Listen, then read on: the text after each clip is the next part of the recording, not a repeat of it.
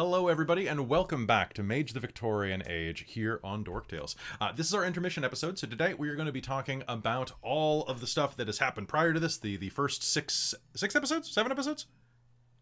Six? Six. The first six episodes, basically up to our halfway mark. We split the season in half because Jen's house exploded. But now her house hasn't exploded in almost a whole month. In almost a whole week, thank you. Okay, that's fair. We're at 2 days of not exploding. We'll talk more about that in a second, but first, let's do our introduction so you know who everybody is.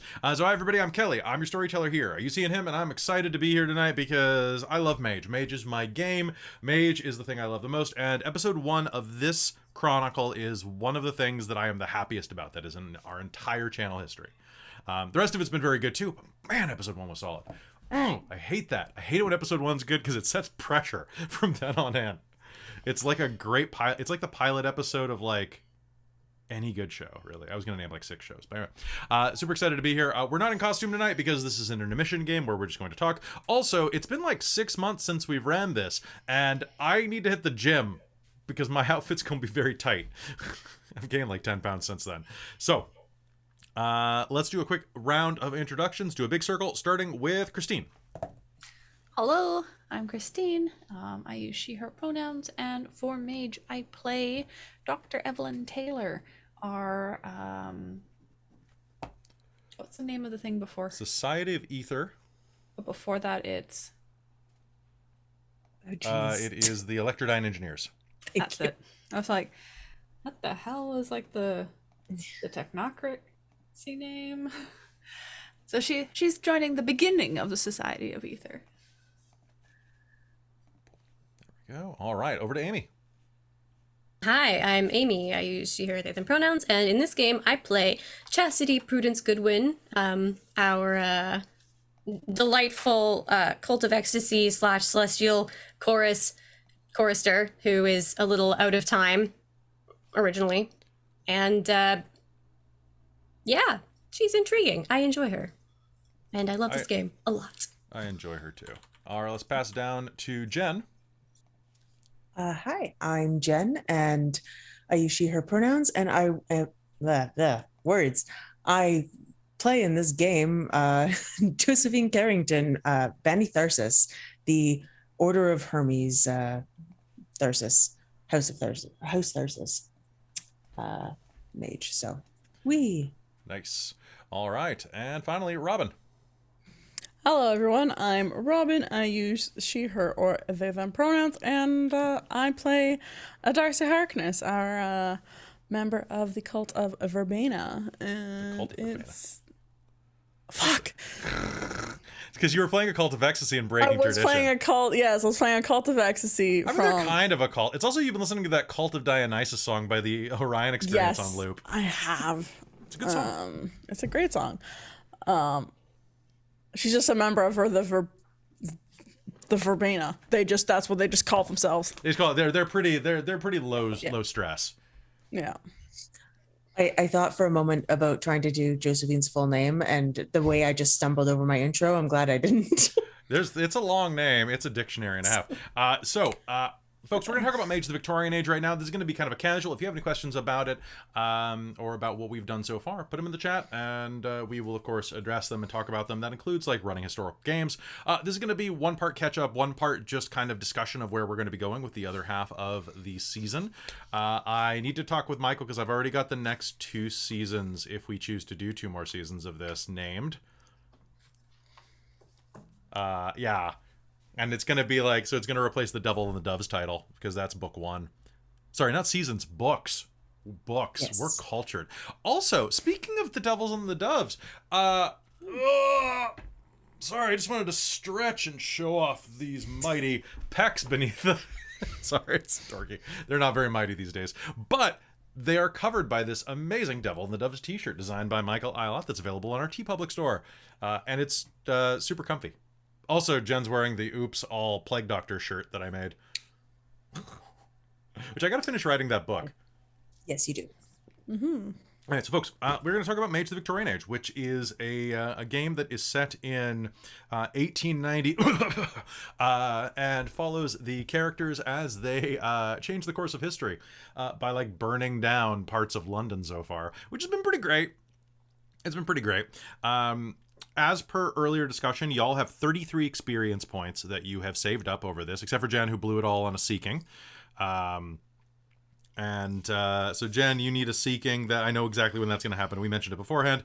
And what I think I've decided, if you're comfortable with this, is we'll run the seeking, and we'll just keep the audio from it if people want to listen to it, but we'll put the audio up on our Patreon at patreon.com/dorktales, where if you want to hear the seeking, you can, because it's kind of a vision quest where the character goes and like undergoes trials and tribulations inside of their own soul to see whether or not they are eligible for a power-up.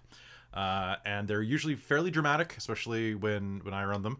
And so it'd be a great way for you to get an extra perk over on Patreon, because that's how I survive. Nice. Yes. All right. So how should we begin? Should we do a summary? Should we talk? Does anybody have any experience points they want to spend while you have me here and have my full attention? There was a Not question yet. in the chat. Was it? After experiencing, just asking, what is Mage the Victorian? I've never heard of it. What? Oh, it's you. Hey, nice. Ace Emmett, good to have you there. So Mage the Victorian Age is a Victorian Age version of Mage the Ascension, which is probably my favorite role-playing game in all of space and time, even over Doctor Who role-playing Adventures in Space and Time. So Mage the Ascension is, I'll try to give you like the quick definition. If you want a really in-depth one, go to the YouTube and watch episode 0 of this game, where I go on for like an hour and a half, and a lot of the players get that starry look in their eyes where they just like hearing stories about Mage, where I kind of go into professor mode. It's like one of the only things I can do. But long story short, it is normally it is a modern storytelling game where you are playing a group of people who have awakened to a wider world. Think like Neo in the Matrix, or honestly, the guy in Bulletproof Monk that isn't Chow Yun-Fat. But like that whole type of like, oh, reality is bigger than I thought it was, and I believe something so hard it can actually change the way that I see the world and the way the world functions. Someone who truly believes that they have ancient kung fu techniques passed down from Tibetan monks can punch through solid steel if he believes it enough. Christine's character in this game is a scientist, a little touch of a mad scientist, kind of like Doc Brown, who believes in her science enough that she can permanently weld things together with chemicals that she's designed. She can reshape, steel's a good one, she can reshape like stone into like paper. Full transmutation. Jen can throw fireballs with a wand. Amy can seduce people with a horse. It's a riding crop. Horse riding crop. So she can use a riding crop to like break people's hearts and minds. And Robin's a witch who can do things like turn people into pigs. Well, you're getting there. Getting there. I'm cursing people. I give them sickness and then also heal them too. So yeah, she can give them hemorrhoids like that. Yeah, like that. Yeah. Ooh, I want to do that for the next person that just annoys me. Just give me like a casual. Like, sit on it. So it's a game where you are trying to basically fight for the soul of reality, and it kind of becomes this big thing in the core book versus of like all of these mystic traditions of different belief systems that have bandied together against the encroaching of sterile technology and scientific innovation, like soulless innovation. However, we're running in the Victorian Age, so we're kind of like at the last gasp of the timeline where the war was still winnable. And where like science is really starting to take off, and like you've got all of these like basically like government agents in black suits, like Men in Black, but with like, you know, I guess Remington still, because it's only the 1800s, but like running around with like, you know, trying to enforce reality. And it's a really amazing game where you can do literally anything you put your mind to if you're clever enough and have the right points on your sheet. And it's all a very, very good negotiation with the storyteller. And it is also a game where your character, if they push the bounds of reality too much, suffer consequences in the form of a force called paradox in the modern era. In this, it's called the straits, and it's basically your magic goes awry, like a rubber band that gets pulled too tight, it snaps and you get hit by it, which is pretty great. I love it when systems have built-in consequence mechanics that are fair consequences, or it's like, I threw a fireball and now I'm naked in the middle of Times Square with a bunch of magical brands on my flesh. Oops. So yeah, is there, I think that about covers it. So our game is following 4 women who are, four femmes. I know that, like, Josephine doesn't really identify as anything, right? She kind of floats. Yeah. So four women-sized historical figures, told through a framing narrative that is from like the modern era, with one of their descendants like trying to get some books appraised at a curio shop, going through their diaries and things. As the characters travel around, at this moment, they've only been to a couple of places. Darcie started in Ireland, Chastity started in New York City, and everybody else started pretty much in London. Or the London area. I didn't. Well, you started in space, but like, I'm talking about in episode 1, you started there. So you came from, you can explain that. No, because I came over with Chastity. Oh, you're right. You're right. We're half. Yeah. Because I needed a boat. Oh, that's right. Yeah, You were in you New York. had that away You from had me. half New York. and half.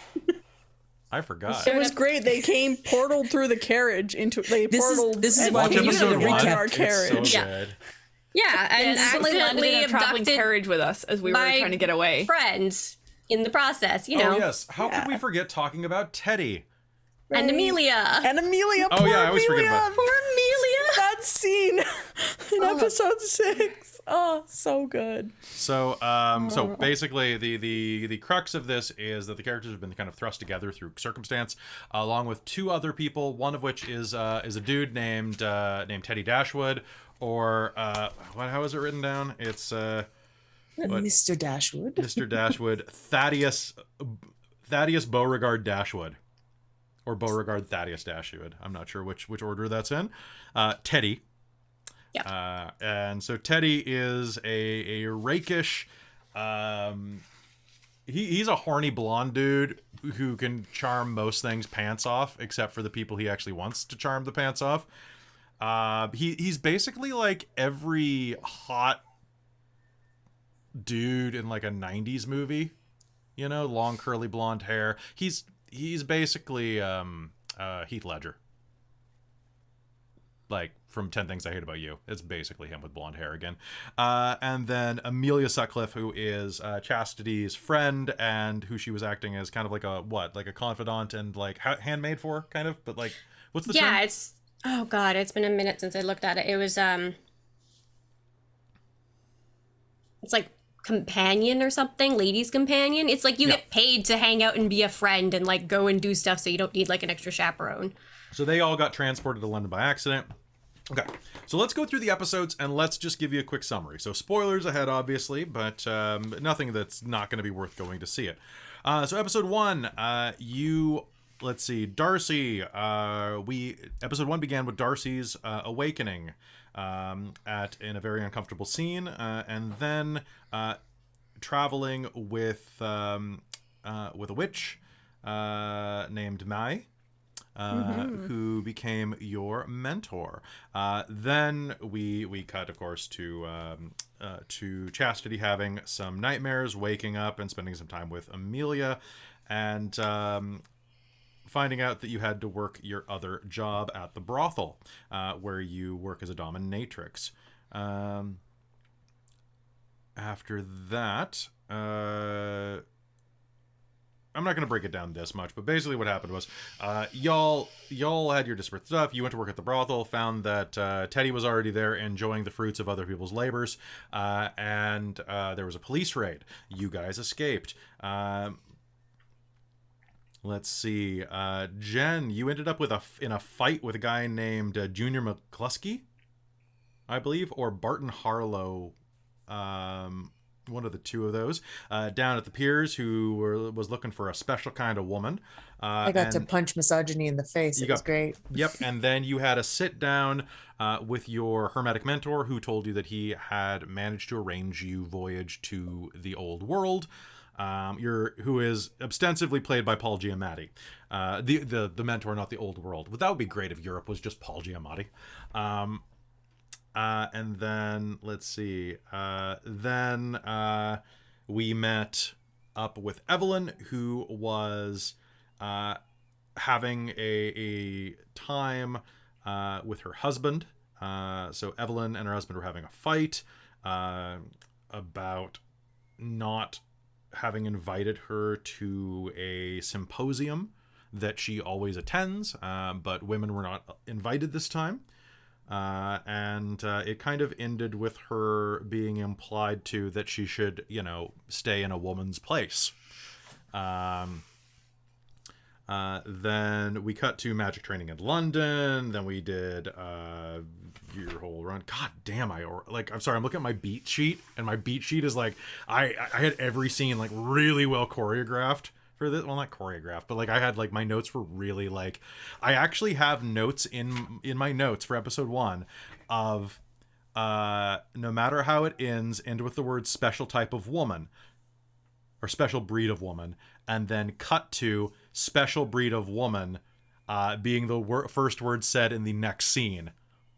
Like I actually it was very good. I remember that first episode, just the cuts were just like so good. So good. So good. People are getting weirded out that my glass is invisible. It's a Romulan glass. It happens.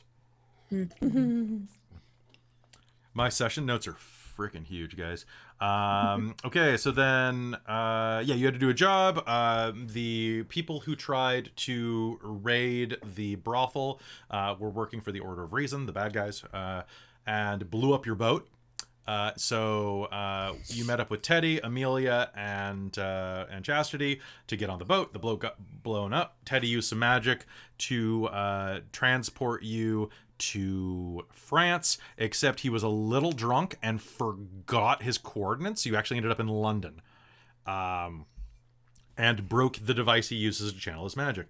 Meanwhile, let's see. Darcie's mentor told her that they were going to go and rescue a mage from sudden danger or certain danger, and trained her a little bit and then took her off to go and do this rescue. Evelyn, at the meanwhile, had been receiving letters from a doctor who had been one Dr. V. Freeman, who had been kind of just heaping praise onto her and explaining that that they really enjoyed all of her ideas and methodologies and so on. Dr. Vivienne Freeman. So she expected this woman to be a kind of a, I don't know, kind of like a good pen pal type of thing. Like it was nice to have someone who kind of respected you. And in the heat of your fight and a bunch of just general misogyny at the symposium that you ended up attending anyway, even though your husband told you not to, you decided that you were just sick and tired. You walked away, and in doing so, you also took a couple of things, because in Vivienne Freeman's letter, you were invited to defect into what will become the Society of Reason. And they just ask that you bring basically a bargaining chip to prove that you're serious, like a piece of tech. And you apparently sold something that was way bigger than you thought it was, because they chased you, only to have a horse-drawn carriage pull up containing one Vivienne Freeman, who, because of the confusion in names, was not a diminutive doctorly woman, but a large man driving a carriage, as well as Mai and Darcie, who were riding at the back. And you were immediately pursued by the Order of Reason, who tried to run you down, at which point a portal opened up and 3 people were dropped through the roof of the carriage. And it ended up being like this... a great scene, really. It was a great shot. Epic carriage fight. Epic carriage fight. But wasn't it 4 people because we brought an extra person who didn't mean to? Who's the other person? Amelia. Oh Yeah. yeah. Sorry. So many people. There are a lot of. It was a very tightly packed area. I actually kind of love that we constantly keep forgetting about Amelia. Yeah, It's actually it's great. just like, I'll have Amelia's moments to be like like, oh the no, is she still pet. awake? Or is she around? What's happening? And then it's like, oh yeah, no, she's here. You can just see us fades in the completely forget background. about her. We knew she had been brought along, and then we were in the carriage scene and completely forgot about her. Yeah, all of us mages using magic. So Absolutely. I mean, I didn't show off that much. I just had a reinforced umbrella. Thank you very it's much. true. It's true. And It a was spray. A very good. Darcie cast spells. I just reached under the seat to find my bag where it was on the dock. That's where it back had in- fallen, obviously. It's great. It's fine. So you guys went through a carriage race or carriage escape. Managed to make it to a safe house because Teddy has family all across the world. And as you escape to his safe house, a looming figure in the darkness in a long black coat was watching, tapping a cane and whistling a tune to himself, saying, "Soon enough, my doves." Not creepy at all. Not No, not creepy at at all. Okay, episode 2. By the way, this is the portion where I will start to do a little bit of content warnings, just very mild ones. I'm not going to go into super detail, but there is murder, brief mention of gore, stuff like that, because this is Victorian London. You know what I'm getting at. If you don't, welcome to Western history. It's a thing. Okay, so episode 2, you started at Dashwood Villa. It turned out that it was this old villa in the middle of London that nobody had been lived in. No one lived there in at least a decade since Teddy's family had moved away. Belonged to Teddy's uncle Harvey and his wife, who had since... she had died, if I'm not mistaken. Yeah, she definitely died because... Oh, wait, did she die? No, she survived. Sorry. Uncle Harvey died. The wife moved to Belgium. I have a little note there, to the summer home in Belgium.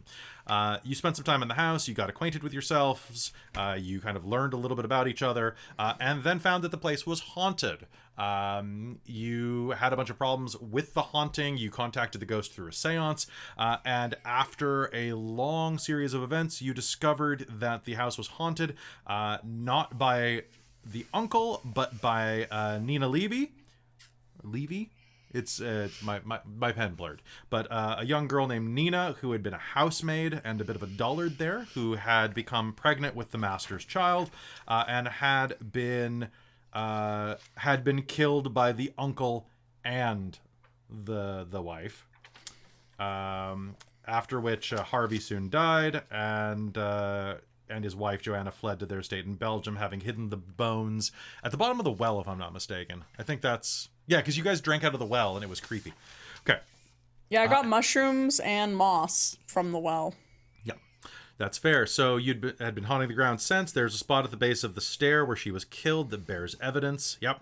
You guys found all that. And then you found a letter she had dictated, because hidden in the book, The Scarlet Letter, if I'm not mistaken. And you were able to exorcise her ghost, because you guys just were. Like, you managed to, like... You didn't just destroy her, right? I punched her out of Amelia. Wait, how did you end up doing this? I had a Amy letter destroyed and a her? finger bone, which could potentially allow it to reform. Oh, that's right. And you sent it to your aunt. Or do you send it to Teddy's aunt, because ghosts work on these things called anchors, where, like, if some, like, so say, like, you got married, you were super in love, and you died, your wedding ring might be something that anchors you to the world, and even if your ghost is destroyed, you could recorporate near the wedding ring. And so the confession letter was that. So you sent that to the aunt. And Because I think we'd figured out that the aunt had murdered her, basically. Yes. Yeah, it was. So it was like, you reap what you sow. Yeah. Yeah, so she... Yeah, they had murdered her because she had gotten pregnant and then had technically had an heir claim, or had intended or something like that. It was a big thing. Only, I think, if the father agreed to it. I think that he actually was talking about legitimizing her in the story. It's been 7 months, but go watch the episode. It's really good. It would have been really hard to do, but... Well, yeah. It made sense in the episode, and we were all fine with it in the episode. Let's not split hairs. I'm not trying to. I'm just thinking about it. I'm working off notes that I wrote 9 months ago, and If I remember correctly, wasn't it like he was trying to make his wife agree to pretend that the child was hers so that it was an That's heir. what it was. It was Yeah. something to that extent. Yeah. Yeah. Yeah. Yeah, and I think that I think the girl was going to go tell on it or something like that. Or something. I don't know. But It was like there was a reason. It was historically valid enough. By the way, quick lesson about historical games: hand wave stuff that doesn't work, unless it's like, you know what? No, hand wave stuff that doesn't work because we're playing with time travel at this point. Okay, at that point, an Indian named Dinesh Mani showed up, brought and amazing food. it brought amazing food. So Yeah. good. So Dinesh is one of my favorite characters in this, and I try to do like just a very light accent to play him, but man, he's got so many voice layers.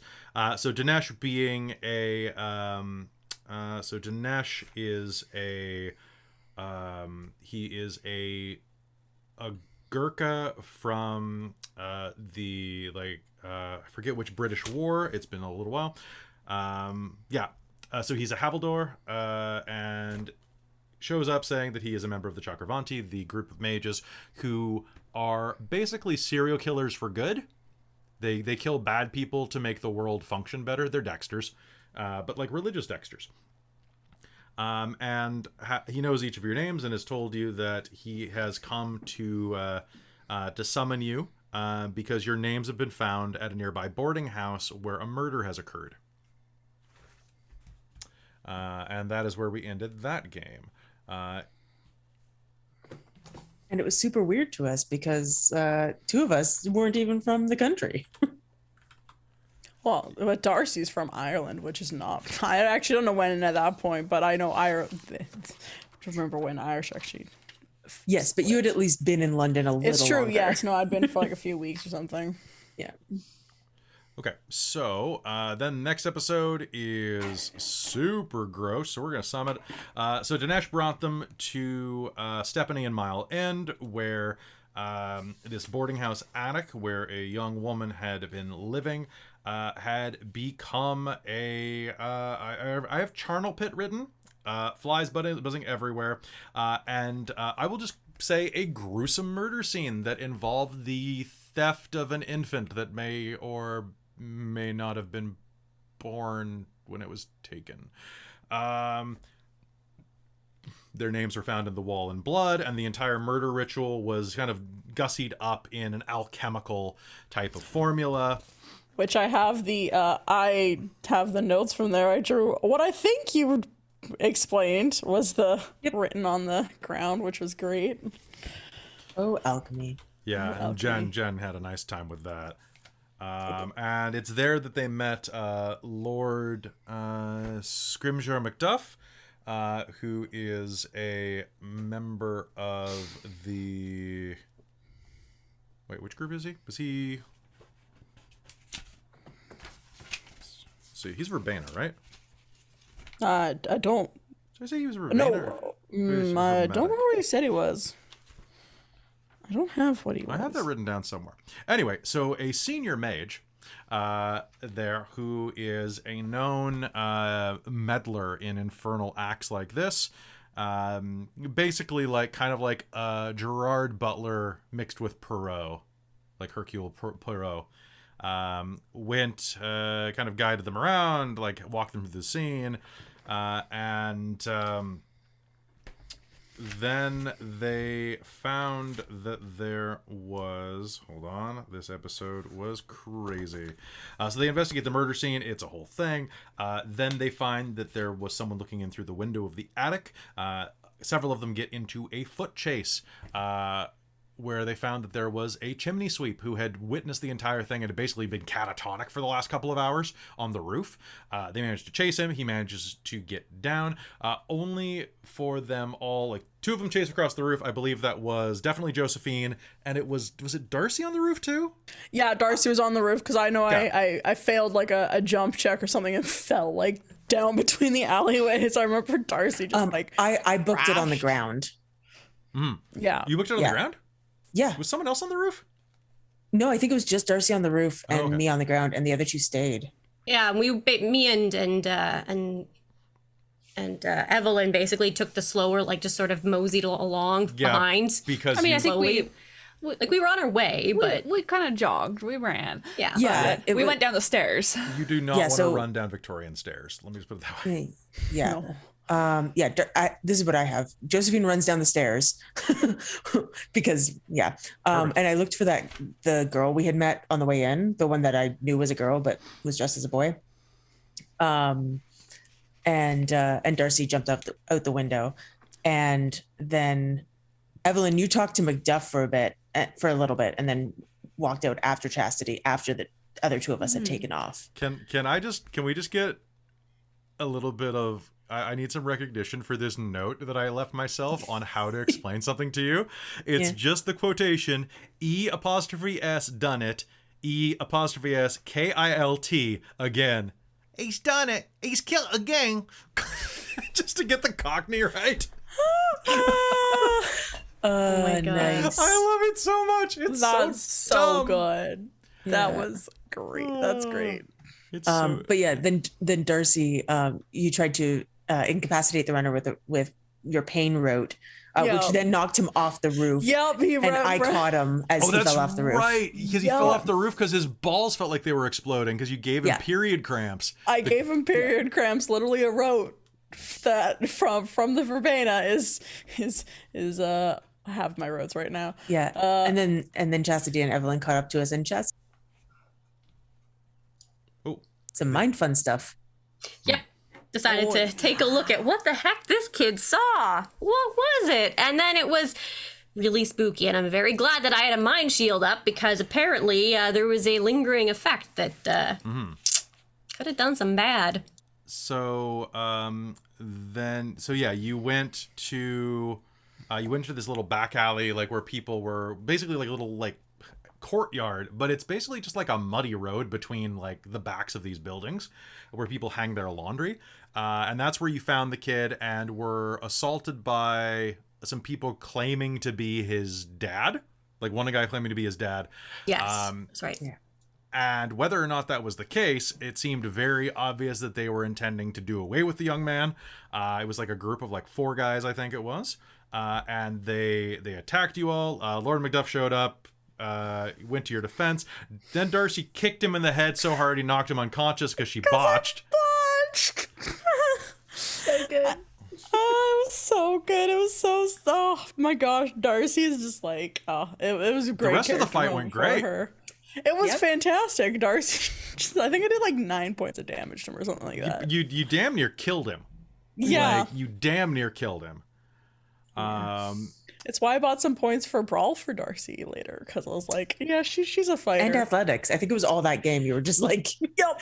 I've earned these things. I've earned these things. So then, following the clues that were left for you, you traveled to the Crystal Palace, where you believe the stolen child was. You investigated, and... Oh, that's why, because my notes actually split the episode, because we ran long on that because of how graphic that stuff was. Let's see. Macduff and Dinesh went with you. You arrived late evening to find the palace deserted, save for a contingent of cultists, because as it turned out, the men that you defeated all had a strange brand similar to the symbol of the Oberos burned into their hands, or somewhere else on their body. Really, it can be anywhere. Then the place kind of erupted into a fight and then was lit on fire right off the bat, thanks to, I believe that was Josephine who lit That was Darcie at first. That was it my Darcie? paradox. That was my paradox going My off. paradox came later. That's fair. So you got into a battle with some cultists, then some escaped animals from the Crystal Gardens Zoo. And I believe Darcie got partially eaten, almost killed by a... Was it Tiger. It was a tiger. I don't think it was a full tiger. I think it was a... It was a jaguar. It was a jaguar. Yes, jaguar. Because I was gonna hit you with a tiger, then I looked at the tiger stats and I'm like, you should just die. Like you have a chance against a jaguar. That tiger's just gonna kill you. Yeah, you just launched me. For the record, this was also an amazing scene, and everyone should watch it. Yes, it was so good. And then who took out the tiger? Was it Evelyn that took out the tiger? Yeah, I believe one shot at it. Yeah. How did So- you do that? Stabbed it with her umbrella. I think. Oh yeah. my god, that's right. You totally. And then the chat got really upset because you killed an animal, but it was an angry jaguar. Come on. That was gonna kill Darcie. Hello. Yeah, I think Evelyn ended up being pretty freaking badass in that episode. The rest of the episode was Evelyn stepping into like you definitely took the helm for the next like hour of that game because you're the reason the kid survived, if I'm not mistaken, right? Aren't you the one that caught it against all odds? I believe so. Yeah, I I believe don't so. remember now. Because It's been too long. you I know I was holding it at one point. Evelyn catches the baby! Exclamation point! Exclamation point! Exclamation Okay, point is that's in my fair. notes. Okay, Nice. there we go. Yeah, so you I got bad at taking notes in that episode. Dinesh and Macduff got split away from you to kind of buy you some time. You encountered the murderer who was atop this big spiral staircase. To buy himself some time, he threw the baby. Then Chastity nuked his brain, if I'm not mistaken. Just a little bit. Didn't you do like 9 points of aggravated damage to this guy's brain? Something like that. So yeah, just a little bit. Just a flesh wound of all of the flesh melting. And then he threw the baby, but the baby got caught by Evelyn with like a difficulty 9 or 10 or some ridiculous thing that only could have happened there. And then the final episode was with all of you leaving the Jen building. had her paradox also backlash in that episode too, because the like fire demon or something, right? Oh my god, I forgot. I don't know how I forgot about that because she accidentally summoned a fire demon with paradox, and then she managed to fire it to death. No, I told it no. I basically told it to shut the fuck up, and it went away. I have a note saying stop, drop, roll because on fire. Oh no, that's right. I actually have it in my notes because it came up. Actually, Traz in the chat mentioned it. It was like demon comes out, Josephine, be quiet. Demon, yes, mom, bye. Ridiculous bullshit. It was great. So you left. Dinesh invited you all to come back and have dinner at his restaurant and to talk to his sister about something. Because they were going to take the baby because Dinesh's... Oh, that's what he's going to talk to his sister about because his sister knows someone who can take the kid. Yeah, I have little girl baby. Dinesh knows people to look after her relatives. Then Macduff and Mai know each other. In theory, I don't think he actually went. He walked around with you guys and you chatted for a bit, basically, and told you that he was able to give you guys some more help and thanked you for your time. And you kind of like walked him back near his hotel at Piccadilly, or something like that. And then, the baby's a girl. There we go. I have baby is a girl underlined. I have your old paradox count. Jen, you're out of paradox. Surprise. So yeah. And in game 6 was like the best banter scene I've ever been in. Which one was that? The around the table. That's right, because you all went back to the house to figure out what you were gonna do. Yeah. Oh, okay, yeah. So it was the baby. And that's when Amelia finally came back into the picture. Yep. He finally woke up from the sleeping spells and everything. And we were trying to figure out what to tell her, and yeah, it was great. Nice. Yep. And then the box that Evelyn stole was it turned had out some secrets. the box that Evelyn stole, you guys managed to open it, and it projected a hologram and apparently is a device from the future. And introduced a hologram of kind of a chubby Oliver Platt-looking guy, referring to himself as Thomas Klein. I'd forgotten about that. And said something along the lines of, if my calculations are correct, this is landed in your hands. I need you to do me a favor.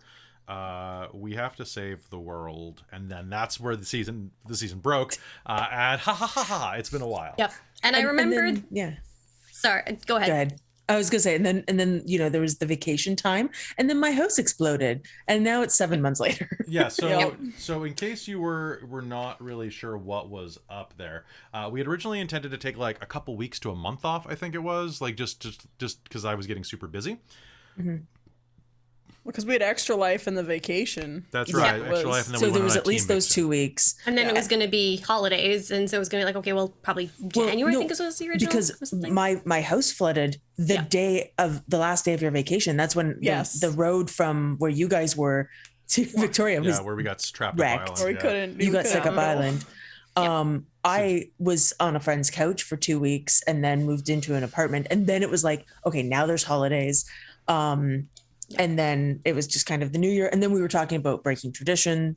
Yeah, and because we were gonna start running Mage earlier, and what had happened there is that Travis Legg at onyxpath reached out to me and was like, "Hey, do you want to do a Mage thing? Because we're kind of in like our anniversary year, and we want to like do a Mage game." And I'm like, "Oh, you mean like run Mage for onyxpath, like officially?"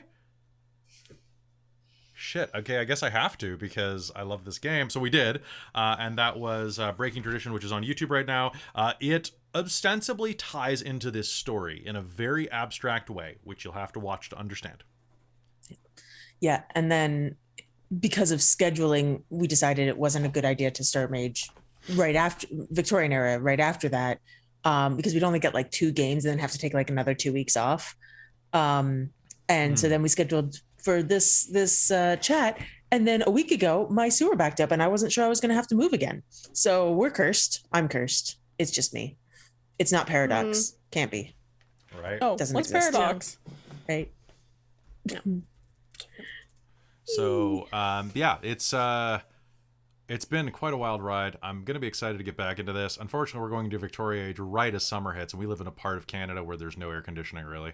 So that's gonna be That's what fans are for. yay. get Yeah, one. we might have to Or just use. something. I'll let you know if Costco has some good ones on sale, Amy. Yeah. Honestly, at least Oh yeah. for me, Evelyn's costume is probably the most comfortable one I have Is it not too because it's heavy? very loose, and the wig is up, so it's not on the back of my neck. Yeah, mine's not too bad actually. I specifically chose with Krista because we were putting this together in the summertime. I actually chose a very light fabric, so Darcie's actually is quite breathable and light. I just have to have Mine actually is probably 100% cotton too.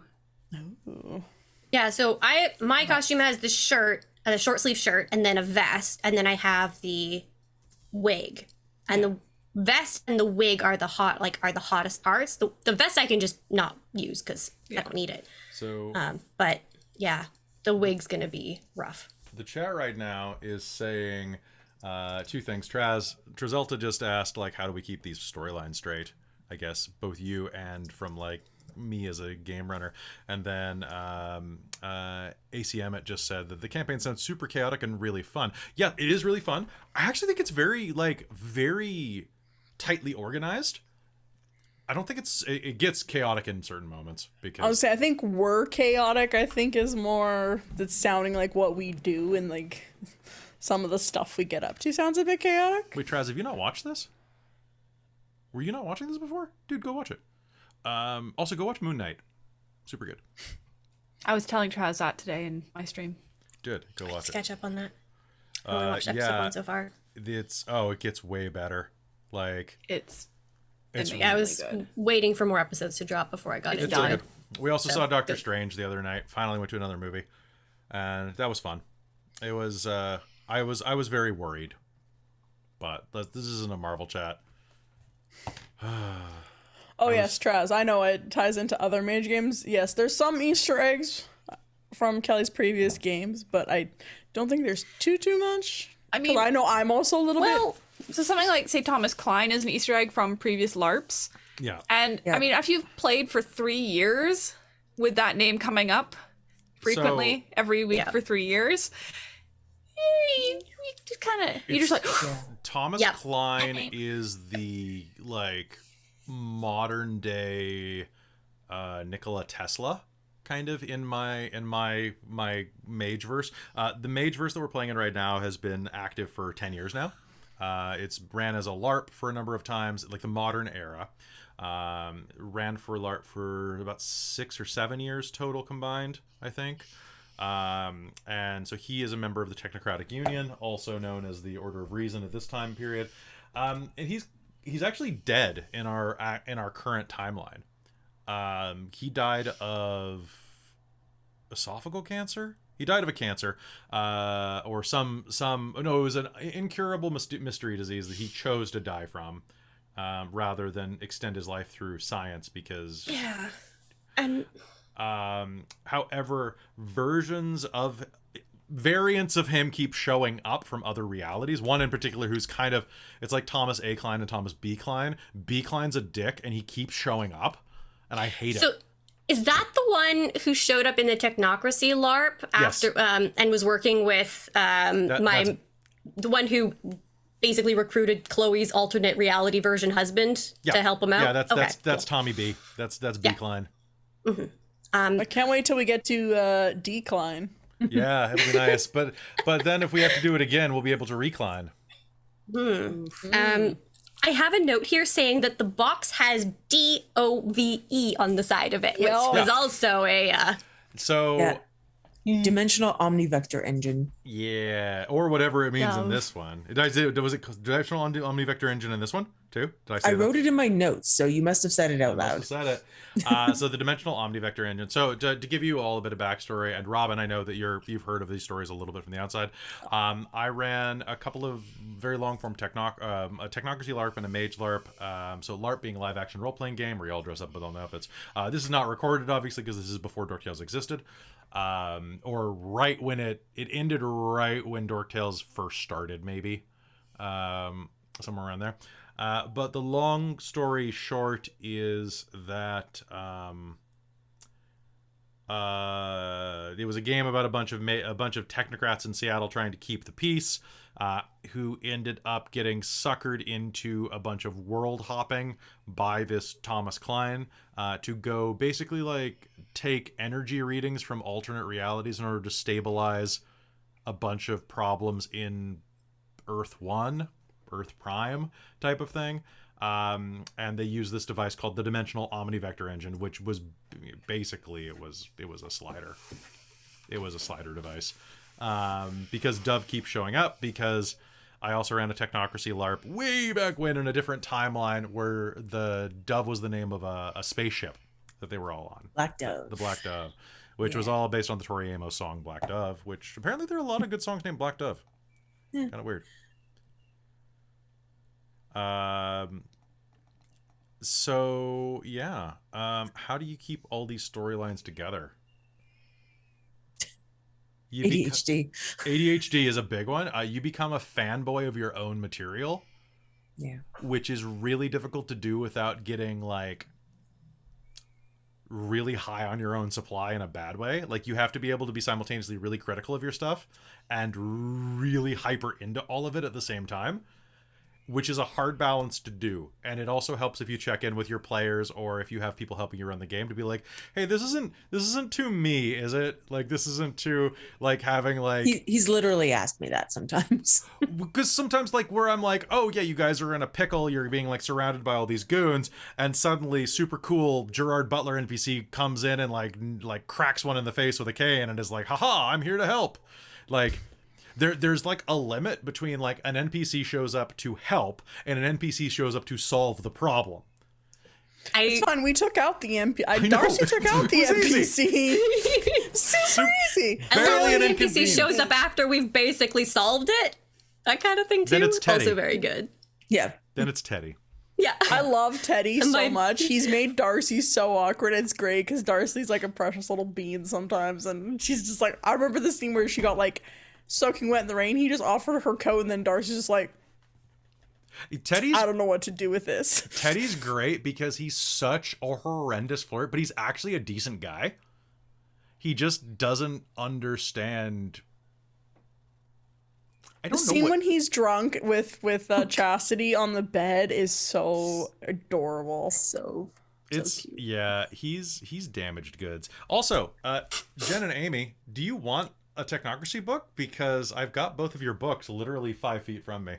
Just letting you know. I mean, yes, I was I going have to so do much it stuff I need to today. pick up from your place. So much. I know you So do. I've got much. like 6 books for you. You got good. multiple books. You have a shirt. You got, yeah. Oh, yeah. No, it's just a book for me. Just the book. I have tripods if you want tripods, Jen. I don't think any of them Fair. work for you. But like I have to give a microphone back, and I keep going, I should take that when, so I don't have to make multiple trips. That's fair. But maybe tomorrow if you have time. But I don't know.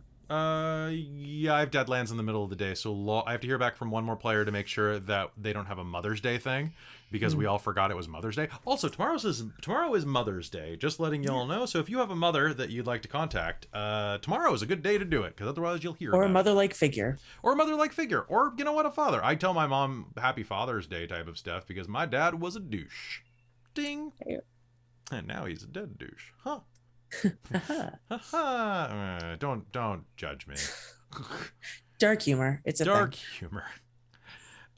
So yeah, okay. So now that we've summarized what is happening here, there are some details, of course, that we can get into. The big ones are pretty obvious. Go watch them. Go watch them. So is there anything that you four need to have clarified for you? Any questions or reminders that you would like? Anything that you were like, oh, I'm a little unclear on this subject? I think the main question is just kind of where we're going from here, because we did end on a bit of that cliffhanger, right? And so we might be starting with the conversation of where we're going, but Yeah. I don't know. If I went back and watched the end of the episode, that would probably be a smart idea. But I have a vague recollection that we were talking about our next destination France, because I think Yeah. Teddy's focus is his tool got repaired or was about to be repaired. Evelyn was helping with Evelyn's that. working on it. She's gonna have it done soon. Yeah. So I don't know if we had. So we said France next, but There's a portal to Paris in the garden, is a note I have written. There we go. So Because I have Paris or Vienna resistance using that as a base. I also have Victoria Station, Spirit train station disappeared and reappeared in my notes there. So wait, where's Victoria Station normally? I mean, this is the era where it just went to the moon. So Oh, okay. it was in London. I was about to say, isn't it on the moon? Yeah, because on the moon now, Victoria Station Oh, maybe I vanished a couple have years reappeared on the moon. Okay, Maybe cool. I 'cause I forgot think right the on the wiki- moon. ago. That's fair. So There we go. Yeah, they Added were all- that to my Yeah, notes. because I You're think all- I had physically repaired Teddy's watch thing, compass. So yeah, you were just. but getting I ready had to make the magical connection next. Yes, basically, and he had to do that. So you all were headed to Paris. So I think that.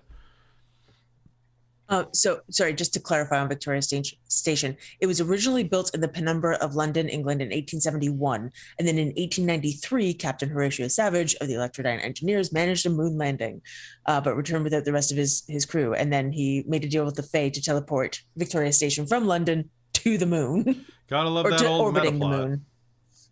So Yeah.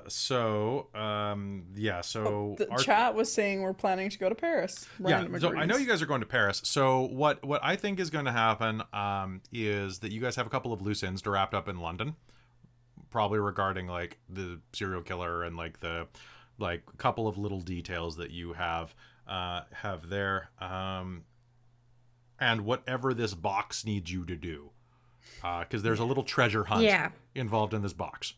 It's funny, the box is leading you on a treasure hunt for once. So I just have it. So it was like, we were having the baby girl was going to go to Dinesh's sister, or to figure out where she was going to be relocated. But we also had the chimney sweep boy who was sent off with Macduff, I think, wasn't Macduff. My brain's like, was it Macduff? And I was like, yeah, Macduff. Lord Macduff. Lord Macduff. Okay. So I got those notes. And then it was like the serial killer that I melted their brain was a puppet Yeah. or something. Like it wasn't the actual mastermind. It was not the actual. So there's that mastermind. piece. Yeah. So, how much longer do you want to be in London as players? So I kind of see it as like the Paris stuff is going to be toward the end of the sequence. Like you've got another like week in London probably in game, which will probably take us about 5 or 6 episodes. And that the Paris arc is going to be the next season.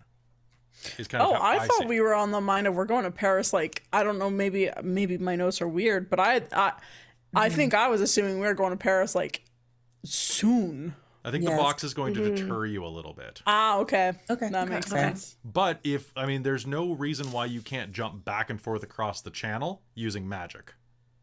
It's true. True. So, if that's the way Oh, you I'm want... fine staying in London. I think maybe I didn't realize enough about the boxes necessarily everyone else Yeah, we did. at least in my notes, it seemed like we were ending on like it was giving us a message, and then we were going to continue on like the next game, but So, we didn't get that far. Yeah, I unfortunately, should go. life found a way. Yeah, because I also thought we were going to be heading to Paris soon, Okay. but I, get- thought that the box was going to send us to Paris essentially. The So, box needs a couple of components in London first. that Okay, it's and in going that to- case, Okay. cool. yeah. But I don't want to spoil that. Plus, I have a scene Yes. that I have to have happen in my head that Mm-hmm. I've warned Christine about. I'm like, Christine, you're going to be in an awkward scene. It's going to be amazing, but just warning, there's going to be an awkward scene for you because she likes to know these things in advance. Well, if I know roughly like a topic, it means that I'm not caught flat-footed and can have thought about it a bit of how would the character react instead of having to try and think about it in the moment and figure it out. So I find having a little bit of warning for something where I'm going to have to make some decisions or something is very useful to have it turned over a little bit so I can make those decisions quickly of how would Yeah. the Also- character act. Also, you've hinted, Kelly, that we have too many NPCs, so I'm worried about who you're gonna like remove from our I mean, list. well, I think that. So I think let me rephrase that. So I think that you've probably got about 3 more episodes in London, 2 or 3, before you'll actually be able to leave London proper, because you've got to meet with Dinesh and have like lunch with his sister, and then there will be some things that will probably prevent you from leaving. However, you have free agency if you get like. If the magic is working at that point, you have a way just to, if you're just like, you know what, screw it, we're leaving, do it. I will start doing some more research on Paris so that I get like Victorian Paris correct. But I guess I'm trying to figure out when is a good time to get you guys to. Oh, I've got so many good damn shows for you to. Oh, I've got so many good ideas for this. Yeah. Because the world of the 1890s is so rich. Like, you've all seen those memes where it's like, you know, that you could have a samurai fighting alongside a cowboy, fighting alongside a Victorian lady, fighting alongside a what were the other ones? Like, there were like 2 others that were just like, you always forget that they existed at the same time, and it's like Samurai. Yeah. and pirates, yeah. Yeah, and pirates. So like, there's just so much good stuff. I really want to go to like the Old West as the Doves. I really want to go Doves Go Right. Old West. That's book 4 if you Ooh, book Doves 4 Go West. book 4 or 5 depending, because so good. because you've got it's not is it a spoiler for me to tell you where my ideas are, because I really want to take you a couple of places, and No, I think the general location or So- idea is fine. Yeah. definitely India is on the list, or I figured that from you trying to make me or trying to ask how to get trains down there, and I'm like, Yes. best of luck. well, but then again, now one of the back plots of the story is that someone, through the fiction that's been there, which you can listen to at the beginning of the episodes, is that apparently someone has found a way to do some type of time travel, which is normally almost impossible in Mage. You will die trying to time travel. And even if you do, it doesn't appear that it really affects the timeline. Timelines heal. Except that things are being done to the timeline now that are causing advances to be made prematurely, This has been stated in game. It might not just subtextually, but there are, for example, cybernetic organisms like hyperintelligence solutions, hit marks, so Terminators, that have been started to be introduced in the Victorian age. I think 50 years earlier. They're 50 years more advanced than they should be. Yeah. Yes, I remember that being. I remember that in the which is fiction totally now. fair. And now You can do something it makes with more trains. sense now You that just I've played the. There's nothing. I have to make it Shadows. up. I've come up Yeah. with a name. Actually, Christine came up with a name in the car because I was trying to brainstorm it. So I'm just Nice. gonna tweak it slightly, and it's good. So that's gonna be there. India's definitely there. I also kind of want to do like the whole Budapest, Hungary type of area, and like maybe the Carpathians. Maybe you want to go down there and see what's going on. Who knows? But follow this dude named Harker down there. It's about the right time. Someone who knows a sad, tragic a little about history. Harker? Yeah, I don't know either. Jonathan Harker? No. He's an No. insurance salesman that goes down to meet a count about buying some estate in London. Yeah. It's the plot of Dracula. Account is Dracula. Oh, Because guess what? We're in that same era. We're in the same era. Dracula was set. I think Dracula was set Amazing. in that's the 1970s fantastic. or 18. Not the 1970s. It was set in the 1970s. Hey, groovy, baby. So Dracula the novel was set in it was written in 1897 and it was set I think around the same time. Yeah, so we're contemporary. Yeah. So that's great. Keanu. Yeah, it's just Keanu. Whoa, come with me. I'm going to Transylvania. This is my British accent. Hello. I love that movie. I love Keanu. Okay, so that is what is going to be happening there. We got some more fun stuff that is going to be kind of like happening. That whole thing. You have any other questions? Not so much a question necessarily, but just sort of like thinking about some of the stuff that happened in the fiction. Like, so there was the stuff with Evelyn's husband Okay. and whatever he was dealing with to try and recover stuff. So we got them essentially coming after us. And then I remember there was the people who were chasing us, like Chastity and Teddy, when they were leaving New York at the first episode. Do you want me just to outline the fiction? I'm not going to read it, but so before every mage game, I read a piece of fiction that expands on things outside of the basically like cold opens for a TV show. So episode 1 starts with like the framing narrative of Charlie meeting Penny Dreadful. Chapter 2 is about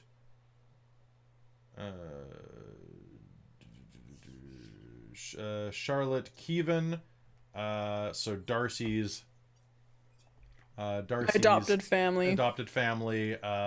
being approached by a dark figure and then murdered. Probably. Probably, yep. Chapter 3 is about Mr. Sutcliffe, so Amelia's father, hiring the guy that had done the raids to go and find his daughter. That's what it was, right. Chapter 3, part 2, I guess chapter 4, was James Morgan, so Evelyn's husband, being interrogated by the Technocratic Union. Chapter 5 was a flashback to Chastity's time during the Salem witch trials. Right. Right. And then chapter 6 was 2 of the 3 men in black who you had defeated in the carriage escape, breaking into Darcie's house, Darcie London and flat. Mai's house in Yeah. London, and hunting them. Yup. So there was So- all that, and then there's some more fiction coming up very soon that is going to involve other characters because Jen's overdue. But I needed to know exactly when to drop that, right? And the beginning of the new arc is very prime for that, I will say. Cool. I will have to confirm some names with you though, just to make sure from your background. Sounds good. Yeah. And if you're on the Patreon, that fiction is going to be dropping in like gussied up PDF form soon. So you should definitely join the Patreon at patreon.com/dorktales, because value added. So that's going to be going there. Anything else? Let's keep going. I was just curious for my personal thing, because my notes are either like extremely detailed or I have very vague notes. So I was wondering if you could help clear anything up, because from chapter 6, I just have the words Ciara Harkness, her mom, for Darcie, and I don't know why I wrote that note. And so I'm wondering if you could enlighten me a little bit, because it's been a hot minute. So, Ciara Harkness, because you actually hadn't named your mother. Yes. Oh, that was probably it. I probably just named her. That was it. That's right. Because there's something. Oh, because you guys had the baby, and there was something about a lullaby. Do you remember? Yes. No, I have the. Oh, right. Yes, because I was singing the baby to sleep. Yes, because I've Samia Run lullaby that I wrote down for the notes. Yeah, Isiu Larun from her mother. That's right. Thank you. So that was there, and it was sang to you by your mother. Mm-hmm. And yeah. It's just in chapter 6, I have these notes that are both revealing and also very vague, like you were saying, Robin. So I think it was us talking about like why we've been targeted for this, and I have, we only met a few days ago. Why us? We all bring something, but weren't, bosom chums before this. So Josephine may be targeted for connections in Horizon. Darcie may be bait, and then I have mother ? After that. Evelyn is an Order of Reason connection, and then I have Chastity is ... weird. You're not wrong. Hey. I have no recollection of that conversation. Oh, I also have a note with right, we might need to go to a gentleman's club. Oh, yeah. Talk to an order. I've Lord S. Macduff, if need to talk to an Order of Reason gentleman's club. That is it, because he was going to try to arrange a meeting with James. So that a certain gentleman's club on neutral ground at the Grosvenor? Of the Grosvenor. Yeah. Grosvenor Hotel. Yeah. So that is something that is coming up that is going to keep you in London for at least another day. Having to the do nice that. thing is Darcie can actually go in disguise as a man, because that's one that's of the, true. And Teddy can dress you. abilities. Yeah. Oh my god, I need a good scene with that, Kelly, of Teddy dressing. nice. Do the bow tie, teach a tie or bow tie or something. I'm gonna have to look that up. I don't know how to tie a bow tie. Bow ties are the devil's tools. I also have in the notes here, which might be good to elaborate on, that Chastity was looking through the baby's mind while the rest of us were talking about family and stuff. And you dropped your Bible and that passage was illuminated. Oh, yeah. That was spooky. And then I have the note, the baby will be our doom, yeet the baby. That baby brings doom. It's true. So that would be pretty good. Does anybody have anything they want to do in the immediate future that we should incorporate? I don't know. I think Evelyn will take time to sit down and fix Teddy's compass, which should be fun. I'm sure there's lots of chemicals and whatnot involved. Sitting it in various solutions, probably. And you have to figure out what to do with Amelia. Yes, that's also true. Maybe book her a ticket on a ship back home. I don't even know. A steamboat. Yeah. I don't know. That's so good. All right. So, and then your quest, Josephine, remains undeterred, right? Y'all are gonna keep going. I need me a boat. You need you a boat. Well, that was my other thing. Is like I kind of want you to take a boat to Paris because it's cooler. But I understand if you just want to teleport over. Is there a boat that you can take from Paris to somewhere? I don't really feel like going to Scandinavia in this era. I mean, can't we just go to from London to Paris? Why wouldn't we just take a boat? Because you could just teleport. 'Cause there's a portal in the garden apparently. Oh right, yeah. Is there a And portal Teddy in has teleportation. Is there a portal in the garden? I have it in my notes. I don't. Someone double check if there's a portal in the. If you're watching this for the first time, point out when, because it's been 7 months for me, and as much as my notes actually are surprisingly in depth for this game, I don't remember the portal in the garden. So if It would have been game 6, so it would have been last episode. Yeah, it would have been very near the end of that episode. Yeah, it's towards the end. It's right before Amelia shows up. It's right before the Amelia debacle. Okay. So, which is what we're calling it now. Yes, it's the Amelia, the Amelia debacle. affair. It's like the Thomas Crown affair. Oh yeah, I'm seeing random Equinox in the chat saying, I thought Amelia was going with the doves to Paris. She had baggage, not luggage, right? Ooh. Oh, Thank you very much, random. That was very good. That was good. That was solid work there. What the hell else was I going to look up? There was. You're doing that. Oh, I was gonna look up a map. So, see, I find that one of the problems. So you all have asked me to like lay on the misogyny so that you can rail against it, right? But because of the Victorian era just being shitty in general, I have tried to be kind of careful about being like sensitive about some of the cultural issues that kind of arise from the Victorian era. Like, you know, like the cast has its the cast is actually pretty diverse overall. Like we've got a lot of people outside of the main cast that were not really considered like high society, like a lot of Irish people. Vivian is black and originally from Louisiana. Let's see. Dinesh is only respected because he served in an adjacent British unit, right? Yeah.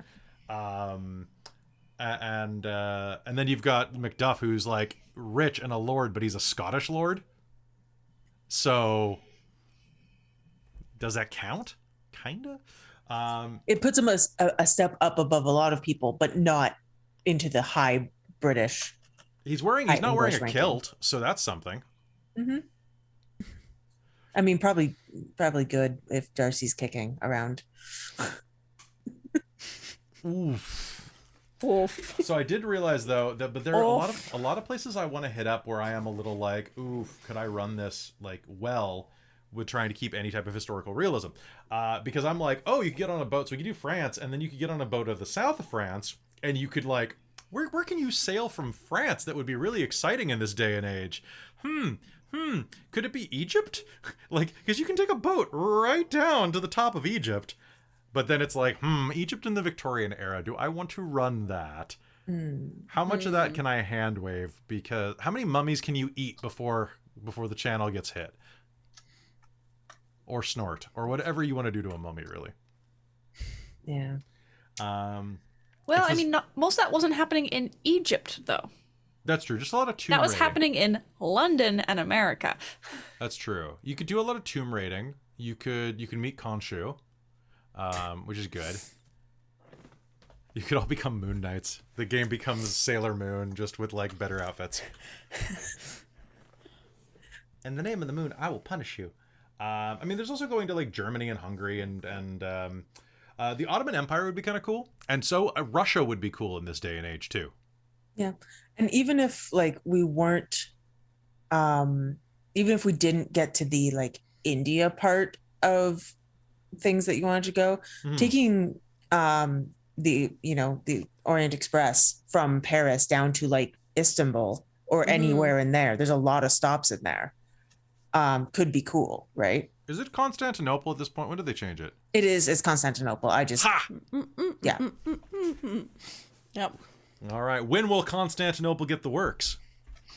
You'll have to probably ask the Turks. Istanbul. Sorry. I'm just excited that it's still Constantinople. When did it become Istanbul? Was it like 1912? I'm looking. Gonna have that stuck in my head when we're there, that entire arc. It's true. It's going to require a lot of research. Istanbul, formerly, it's going to be like World War I, probably.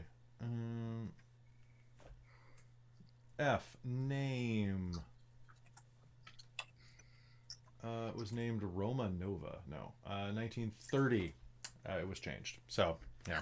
Well, okay, so it was long known informally as Istanbul. So Yeah, and officially just changed, officially, yeah, 30. after the Turkish The War of Independence. Republic of Turkey was established, the 1923 treaty. And that's when Ankara replaced the city as the capital of the newly formed Republic of Turkey. Yeah. Yeah. All right, so cool. So yeah, it's Constantinople, but All right. So if anybody knows any good articles about Victorian history in Paris, please pass them along because my university access has expired after graduating. hey, I have new university access now. If you want to look up some like articles for me, like send Sure. me I some. actually just got my card in the mail today that tells me I'm a grad student, and it's like Well, that's true. Egypt is still under the rule of the Ottoman Empire until 1867. No, we're in the 1890s. We could also go to down under and go to Australia. For what? we'd have to get arrested first. Ooh. Yeah. Yes, that is still a Sorry. requirement. I would Yeah, not Australia want... is not somewhere that anybody proper would travel unless you were going as the governor of the space, and that would probably be a little bit of a punishment. Also, only Jen really knows this, but it is bad enough in Mage in 2003 to go to Australia because the Outback is one of the only places on Earth where there is no consensual reality. So there is no paradox in the Outback because it's that remote and nothing can survive in parts of it. So that's where the end of the world, like the big battle in the meta narrative at the end of the world, takes place in the Outback because there's no paradox or almost no paradox. So going there before there's consensual reality kind of terrifies me. The kangaroos it'll be like a kaiju fight. Yeah. By the way, because I had to look it up, of course. As we talked about in the recent History at the Table panel, sometimes I just need to look things up. Britain sent its last convict ship to Australia in 1867. Oh, okay. So we don't actually have to be arrested to go there. No, Still would that's be what I was terrifying. looking. I was still looking up. It's like no, they actually started like there was an economic boom and depression in the 1890s for Australia.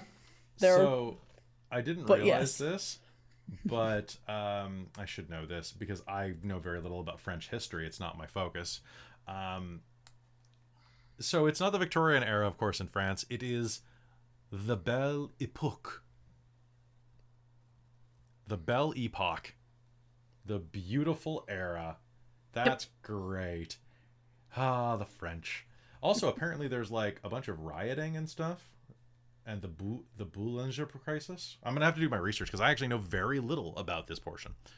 This is reminding me of like social studies in like grade 9 Time to study. Yeah, We're playing a actually- game. right. that I Speaking- totally blocked out. Yeah. Speaking of, because this means I misspoke and I would like to correct myself because this was something I was never taught. Only Western Australia was where the convicts were sent. Everywhere else was free. Oh. Yeah.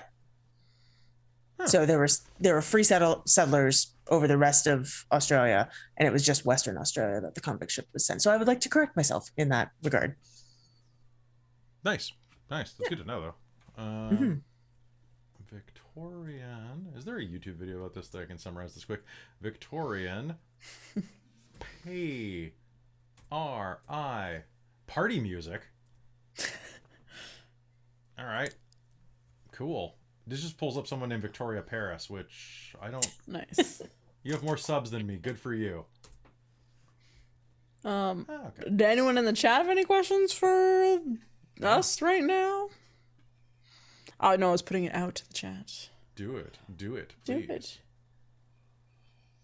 How to be a debutante in Queen Victoria's royal court? Oh. Okay. I found some. it's by someone named Ellie Dashwood. Dashwood, folks. Nice. I found some videos of Paris. Apparently, trip through Paris, France, in the late 1890s. Right. Like YouTube videos. There's actually like photography and videos of them. It's really trippy. It's great. People have not changed in 150 years. Like they're all the same. They're all like, why is this guy filming me? It's Right. so good. It's so good. Yeah, no, they've got some of them in 60 frames per second 4K, which is ridiculous because that's impossible. But it's good that they've remastered it to the point where it doesn't. Is that a puppet? That's a puppet. Okay. There's a guy. There's like 1920s Paris where a guy has a dog puppet on his hand and he's making it bark. It's just really cute. We're gonna have to get real puffy sleeves for Paris fashion in the 1890s. You can just be like, oh God, are you updating your outfits every new book? No. Josephine refuses. She had a hard enough time adjusting to Victorian England. And it's only because it kind of translated up. I would love to actually go through like Singapore and Hong Kong though. I really would. Yeah. And I mean, there's always Concordia. There's always Concordia. Oh, don't worry. That's going to happen, of course. Yeah. Singapore, Hong Kong, and a little bit of Japan could be really cool because we're right past like the Meiji Restoration. So stuff is like, you've still got like Kenshin happening. Although that's kind of a quagmire now because the author's kind of has some problems attached to him, apparently. I still like the show, though. But man, I would love... you could always pull, like, depending on where we were and where you wanted us to be, you know, we're on a boat and suddenly it's weird Bermuda Triangle because something's been happening that we've been doing or whatever. And then we're, you know, in the China Sea or something like that, right? This is true. Oh yeah, I never have to. The best part about running Mage is that you don't really have to work for it. You can just make it happen. Yeah. It's really nice. Cool. All right, so here is the deal. As we're touching down with this, we're going to start next week. We're going to be hopping right back in. It's going to be fantastic. I've got a couple of great games lined up. I have to do some fiction writing because I haven't done that yet. But what I also want you to do is if anybody wants to go ahead and change anything on their character sheet, now is the time. So if you're finding that there is an ability that you have under your ability section that you've never used and you actually think that it's not valuable for your character, let me know. Your spheres are probably all fine. But the same with like your backgrounds. If you want to adjust any of your backgrounds, talk to me. But also, because this was a session, take 3 experiences or 3 experience points for tonight. So that'll take you up to a total of 36, which means Jen actually has 4 XP now, so she can buy something. I can buy something. I've started a log in the front of my book for my XP now, so I don't have this weird mess that I have on my character sheet. Nice. So if you want to buy anything, let me know. Normally it does take some time to build up certain traits. You can start work on a new sphere. So new spheres cost 10 experience points. And then it is, depending on whether or not it's in tradition or out of tradition, 5 or 7 times your rating, if I'm not mistaken. Abilities are 3 for the first dot, and then 2 times the dot you are purchasing. Attributes are 4 times. Backgrounds are talk to me and probably 3 XP each, or maybe 2. I can't remember. Chat's asking if they can buy us XP tonight. Yeah, you totally can. You absolutely can, chat. Spend those points. I'm trying to figure out what the heck I want to buy because I've bought a couple things. So I'm sitting at, well, presently 25 experience before any potential ones get bought in chat. I'm like, I don't know what to do. I have this vague memory of having been planning to like buy another dot of something or one of the spheres. What are your spheres right now? So I've got Prime 3, Time 2, Mind 2. You were going to buy Mind 3. That's what it was? Okay. I'm pretty Chat sure bought us it an was... XP. Okay, so that's going to be... we got another 2 one. XP. 2 XP. Hey. Oh, yeah. Aw. 1, Thanks, 2... guys.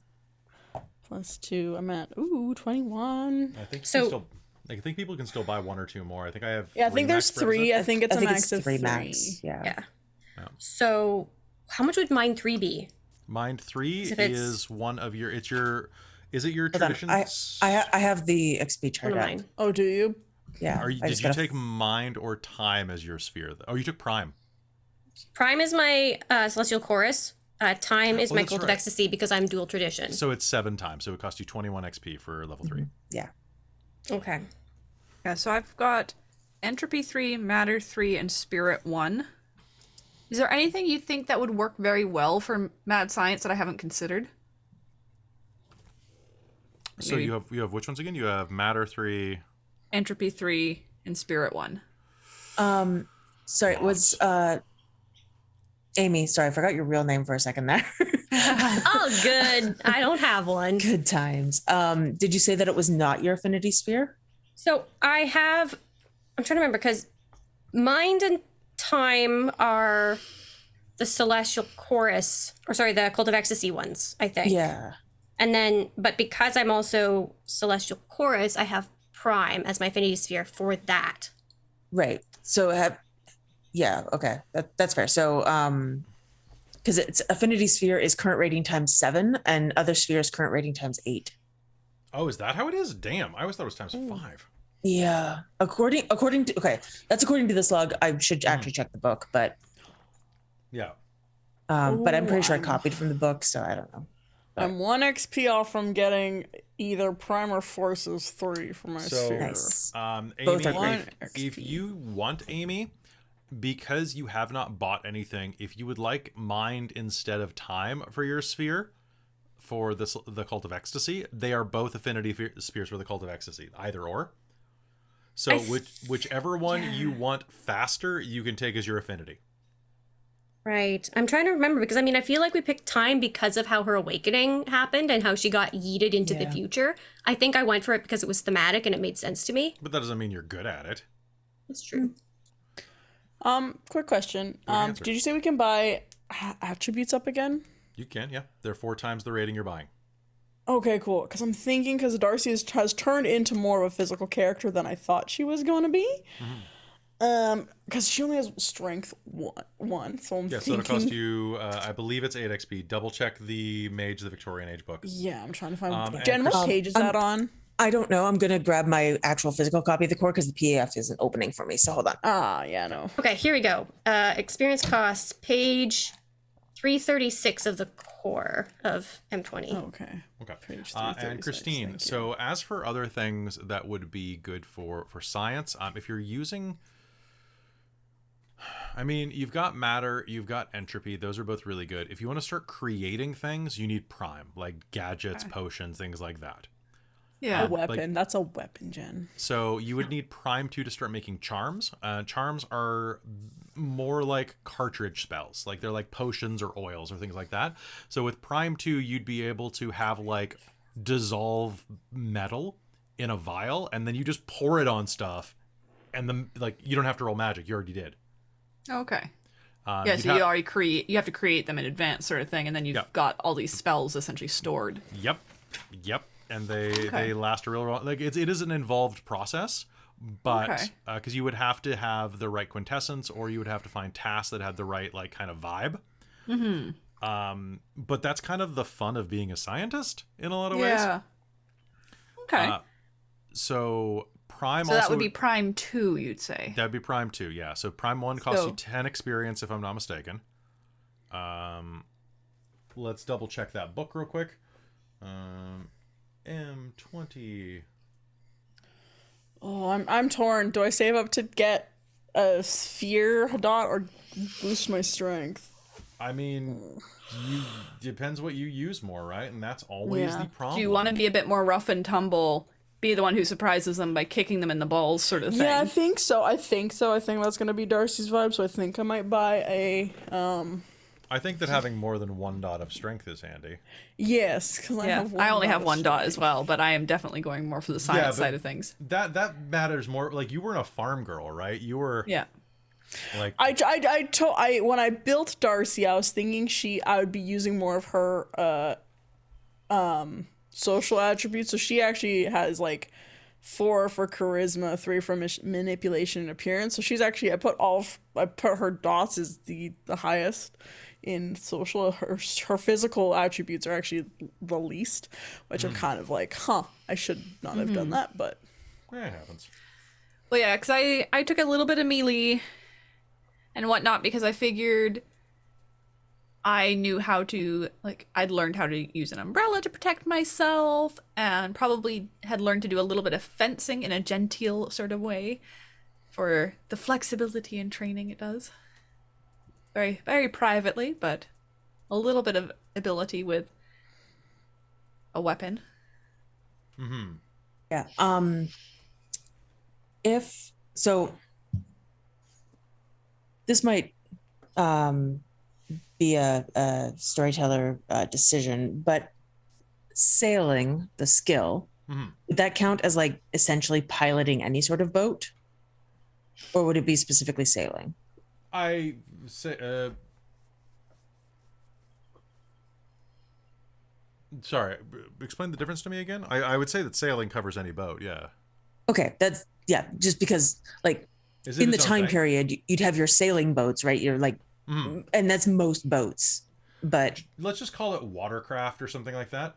cool, I have it written down I as mean, sailing, the but whatever. We'll principles just of using a rudder would be the same regardless of the type of boat. yeah. You That's what I might was thinking. not necessarily potentially understand how to get an engine running very easily on, say, a steamboat. Right, but But the they actual weren't like incredibly common yet, I don't think. yeah, the actual like Like, they were a novelty, movement of I the think. boat. Yeah, I would Whereas say a that lot it- of stuff was still under sail. So what we'll do is we'll say that this does not involve things like allowing you to, you know, repair a steam engine, but you could aim a steam ship Okay. if that came up. And then what? Actually, I need to look something up. Hold on. Totally.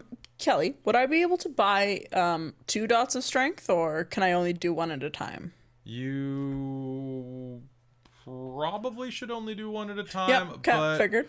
but you've also been using magic to crank it up constantly. I have. Darcie's cranked her strength twice in the 6 episodes. So, Darcie's done it twice. Do you want to spend, what would that be? Like It's 20 XP out of 21 that I have right now. It'd be 20 XP to bring her up to strength 3. I mean, I'm okay with it because of the extreme amount of downtime we've had. I might hold off. I'll hold off. Buy I'll hold one off. and then think about it. Yeah, I'll do that. Okay, and I'm pulling up, what page was the experience chart on?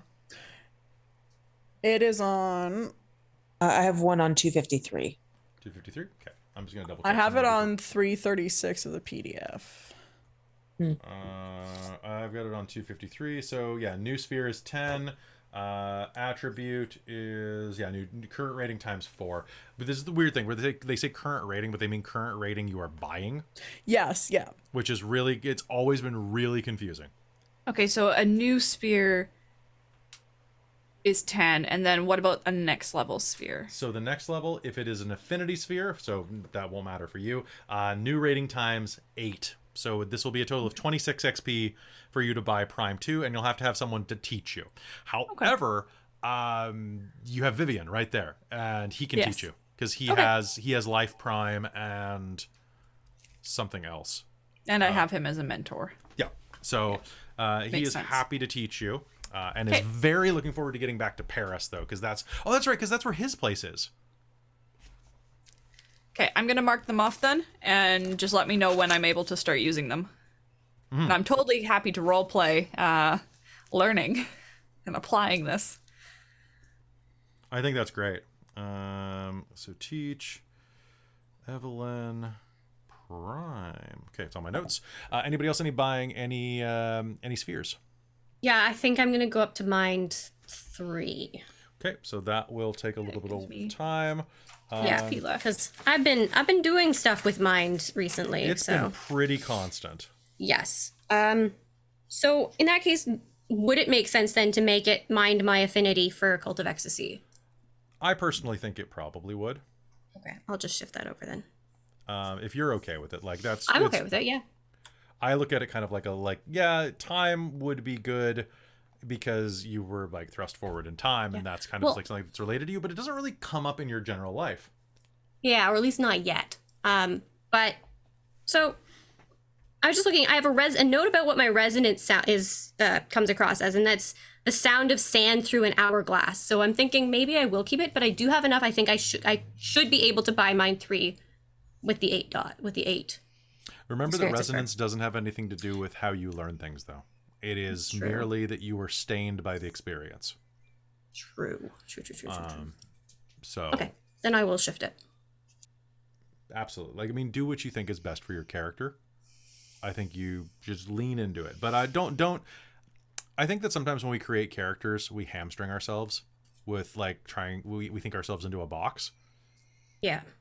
And we think that, oh, well, because of this, then obviously this. And so, well, not necessarily. Like, if you grew up at an apple orchard, you might not like applesauce. In fact, you might hate applesauce. Or you might be completely indifferent to applesauce, right? Like, you know, Robin might not like all wine, or might not feel like drinking wine when she goes out, even though she's a whiner. Vinter, whatever, you're whiny. I'm pretty whiny. You're pretty whiny. Sorry, the jokes write themselves. I know. Quit your whining and stick a cork in it. Was that something I what got it told was a like lot. growing up on a winery full time? Yes. Yeah. Okay. Yeah. Yep. That is the picture. And then get back out in the field. Oh, what? What? Holy Whoa. shite. Whoa, what? Whoa. Wow. If you're watching Dude. later, the voice released just tipped $500. Did you intend to do that? Please, let me know if that was an intentional. If that was accident. supposed to be $5, I would like to say thank you very much for the $5. Yes, voice released. How would you like your eggs in the morning? All intentional. Well, thank you very much. Wow. The voice Holy release. crap, thank you. Thank you so Thank you. much. Holy crap! That is That's like a new Wow. microphone. That's well, actually, we just commissioned new art, so the art for this game is covered, guys. There we go. Woo! Woo. Unless you want to thank throw, you. unless you want to throw a couple in. Thank you so much. That's incredibly appreciated. Are you Wow, on the yeah. Discord? Get on the Discord. Come join us. Hang out and I chat. mean, they just followed us Yeah. like earlier. 6 minutes ago. Have you Yeah. been watching elsewhere? Are you just? Are we? What? I like you. We're friends now. Immediate friending. Well, thank Yeah. you so much from the bottom of my heart. Thank you so much. That'll go into making this channel better and just constantly continuing to do what we do here. So thank you so much. That's amazing. Come back next week and see us in costume. I Please. very it's much next love week, Mage, right? and I haven't seen it. Thank you. We're gonna play more Mage, and you know what? Just because it is not announced, and we don't have a time for it yet, but I guarantee you. Oh, what's this book right here? I don't know. I have it beside me too for some reason. It's not mean, as fancy Kelly, looking, just hold up but all I've the copies been you have. reading this. I've been reading this for no reason. I mean, I have a card behind me saying something about whenever I want a technocracy game.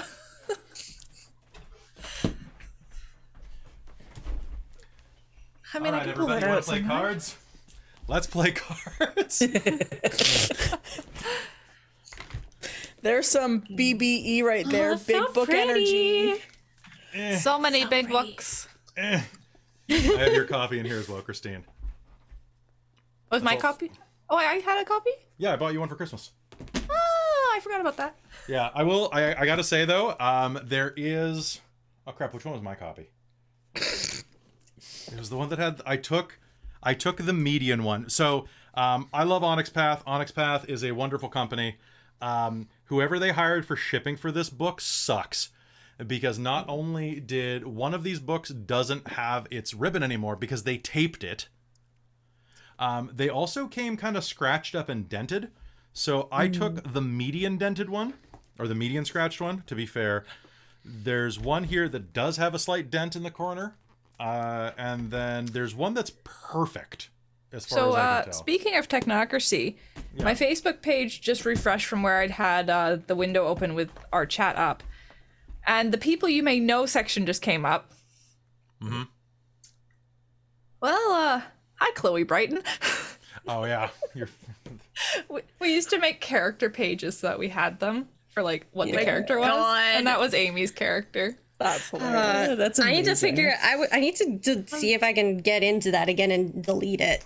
Actually, speaking of bad shipping, Kelly, I didn't realize this until I was actually pulled this book out for the cottage, but it had a bit of a scratch? scuff, little boo boo on it. Yeah, well, I mean, that's from Drive Through RPG, so it's a little more. It's not the premium edition that was like a lot of money. Yes.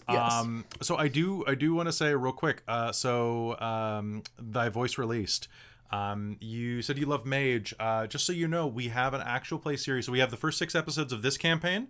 Chronicle. What am I doing? Sorry, I've run too much D&D in my off time. So we have the first 6 episodes of this, but we also have 5 episodes plus an episode 0 and a wrap episode of a modern day one set in San Francisco that kind of doesn't really tie into this one, but kind of seasons the background. It's kind of like it's like a side dish. It's all of us. Yeah, playing. so it's on our YouTube right now. So if you want to go It's check a lot that of out, fun. like it's already up there. We also have a game of Technocracy Reloaded that we ran for onyxpath Con. We should have a Mage playlist. Let me see if I can pull that up for everybody here. You should watch I it. looked earlier, and the Mage playlist that I saw just had Breaking Tradition in it. Really? Oh, Yeah. I'll have to adjust that. Playlists on YouTube suck, guys. Like, I'm sorry. Yeah. They're not. But there my is like the onyxpath Con from. Yeah, because you have Mage the Ascension as a playlist separately. Oh, that does. should. Oh, wait, does that just have? Oh, yeah, that just So have it's in breaking. one shots. So let me move that over. So I've got Technocracy one shot. Because you have Victorian Age as a still- separate playlist, and then Technocracy. Oh, it's in one the shot. World of Darkness playlist. Mm. And then I guess I'll put it in the Mage the Ascension playlist as well. So it is now in there. Okay, cool. So that's there. Oh, Robin, your hat is so. Oh, there's Jen. You're That looking really hat. sly. Oh, my yes, because I was playing an Aussie from the Outback. And That was a fun game. It was though. a fun game. That was a good Our game. one shots Yeah. folder is pretty good. Yeah. But yeah, go check our stuff out on YouTube because there's a bunch of back content and you should enjoy it if you love Mage as much as I do. I'm just really sad that I didn't get a right for Mage because Yeah. like I'm really worried about them doing a 5th edition. Like not onyxpath. I'm worried that it's gonna be like the guys who are writing the Power Ranger game. I don't know. Maybe they're good. I don't know. We'll see.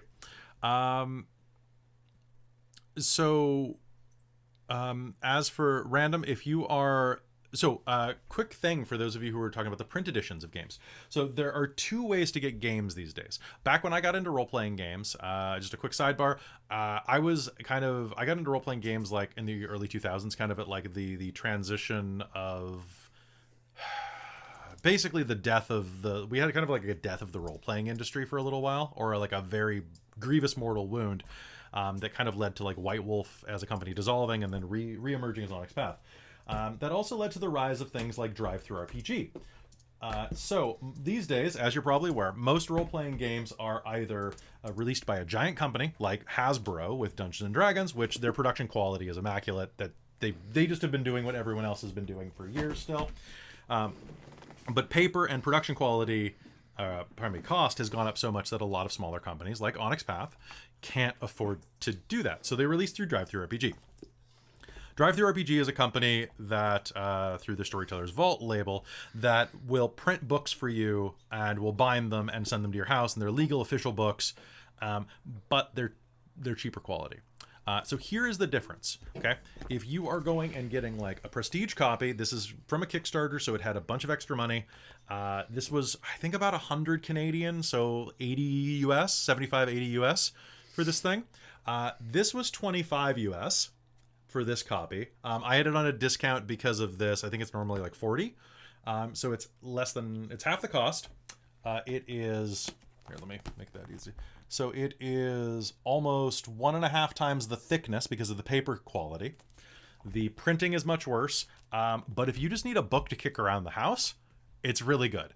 The binding on these books, not super great. But White Wolf books have, and World of Darkness books in general, have always had problems with their binding. I was actually really impressed with the Technocracy Reloaded Premium. It actually looks like it'll hold up to use, unlike a lot of White Wolf books I've had in the past. The amount of times I've had to glue them back together has been, yeah. They get a lot of use. Yeah, and even Shisa, I feel you there. I'm not a huge fan of Vampire 5th Edition or any of the 5th Edition products so far. I feel like I'm going to get raided by 5e vampire people any second when I say that. I'm not saying the game's bad. I just don't, it's not for me. I don't like what they did with some of the rules, and I don't like some of it's mostly the setting changes that I don't like.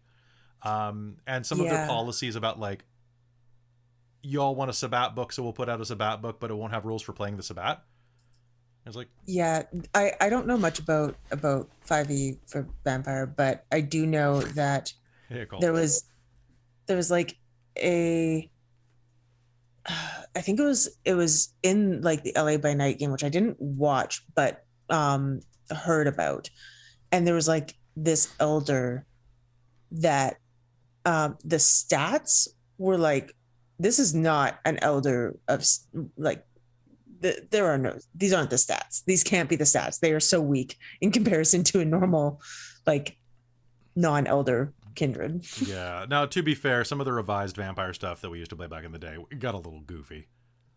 Yeah, fair. But when they had like mostly 2s and 3s in their disciplines, that didn't make any sense. Well, so very, very briefly. So Jen, what they did was they wanted to make they basically wanted to make the neonates and Ancilla the new elders in the meta plot. So they did this thing called the Beckoning, which is kind of like, I've heard about it, yeah. so all of the elders got summoned to like the Middle East, but now 8th generation and I think 9th generation, but I might be mistaken there, but at the very least 8th generation, it counts as an elder now. So you can literally be someone who was embraced last week and be an elder. Yeah, I know. So anyway, that's enough vampire talk. But, and I was gonna say this was like someone who had been asleep for a while too, so it was like they should have had more power. Anyways, that's true. Point. Also, speaking of which, if anybody wants to, Occultist Anonymous is in the chat. Those guys run a fantastic Mage the Awakening game, which is not Ascension, it's the other one. But really great people over there. I'd love it if you went and gave them a follow. Quick shout out to them. And also, so Requiem. So go play Requiem. Vampire the Requiem. So Mage the Ascension is one of the games from the old World of Darkness that I strongly recommend and hold up as my example of what I think the games should be. I still think Mage the Awakening, especially 2nd edition, still a solid game though. But if you like the Chronicles of Darkness line, I strongly suggest that you go and maybe buy my books over there, because I just wrote another book or two. Use that ID and search Kelly J. Clark. And you'll see that the Gangrel book has just been released, and you can buy the 5-pack. And if you click that link, I get like 7% or 10% extra, and it doesn't cost you anything. It's nice. I don't get how it works, but I need money. Not as much anymore though. Holy crap, that was amazing. So yeah, do we have any other things that we want to talk about in regards to games? So you've got your XP, you've got your expenditures. We're going to do our stuff with like the Secret Society. Is everybody still cool with the level of historical misogyny that you've asked for? The level of gore? Yep. Okay. Yes. I've altered the content warning so it's more vague, but it's very, very obvious. I gotta admit, I was super nervous when I ran that serial killer scene the first time. I was like, are people gonna freak out? It was so good. It was so vivid, and I was just like, that episode is like, I have pages and pages from that episode because it was so vivid. I was writing it down too, and you had a good pace. That's true. Oh, and sorry, the reason that I was bringing up printing is if you are looking to get the premium editions, you still can. There's a site called Indie Press Revolution, and what they are is they are a seller of copies of like premium editions from all game lines, all companies that didn't sell the first time. So I had somebody a couple days ago during Dork Tales Expo ask if they could, like, because I was like, oh, I'd get rid of this Exalted book because I'll never end up playing it.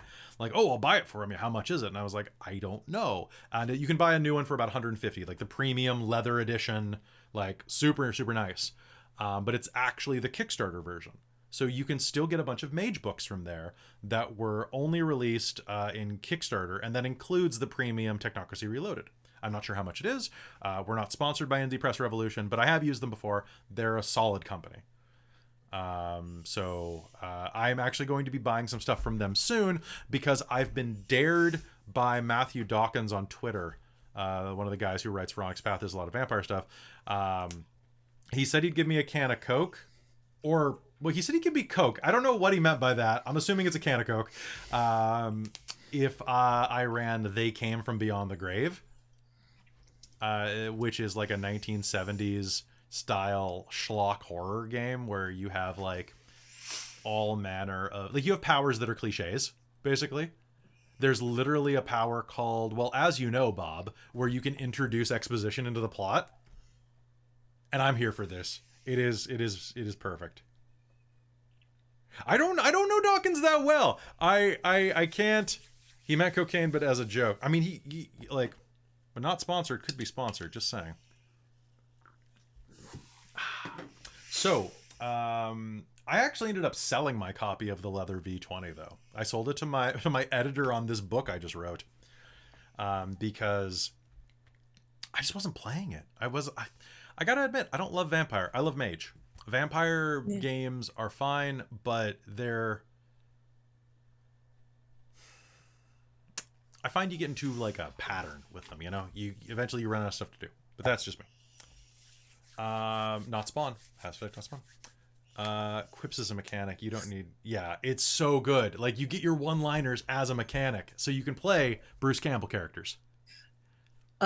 Just the not sponsored hashtag made me remember like early Dork Tales. Hashtag not sponsored. Hashtag could be sponsored. Hashtag could be sponsored. Well, we are sponsored now, kind of, because like we've got affiliates with like it's not technically sponsorship, but we got like affiliates with like Adventure Dice and Bones Coffee of all places.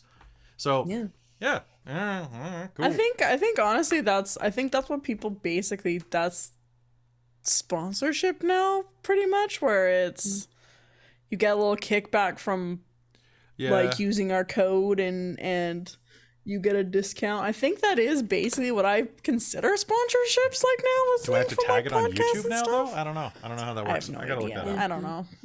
But yeah, it's nice. So folks, I hope that you're enjoying just chatting with us, and like if you're watching on YouTube later, like, hey, how's it going?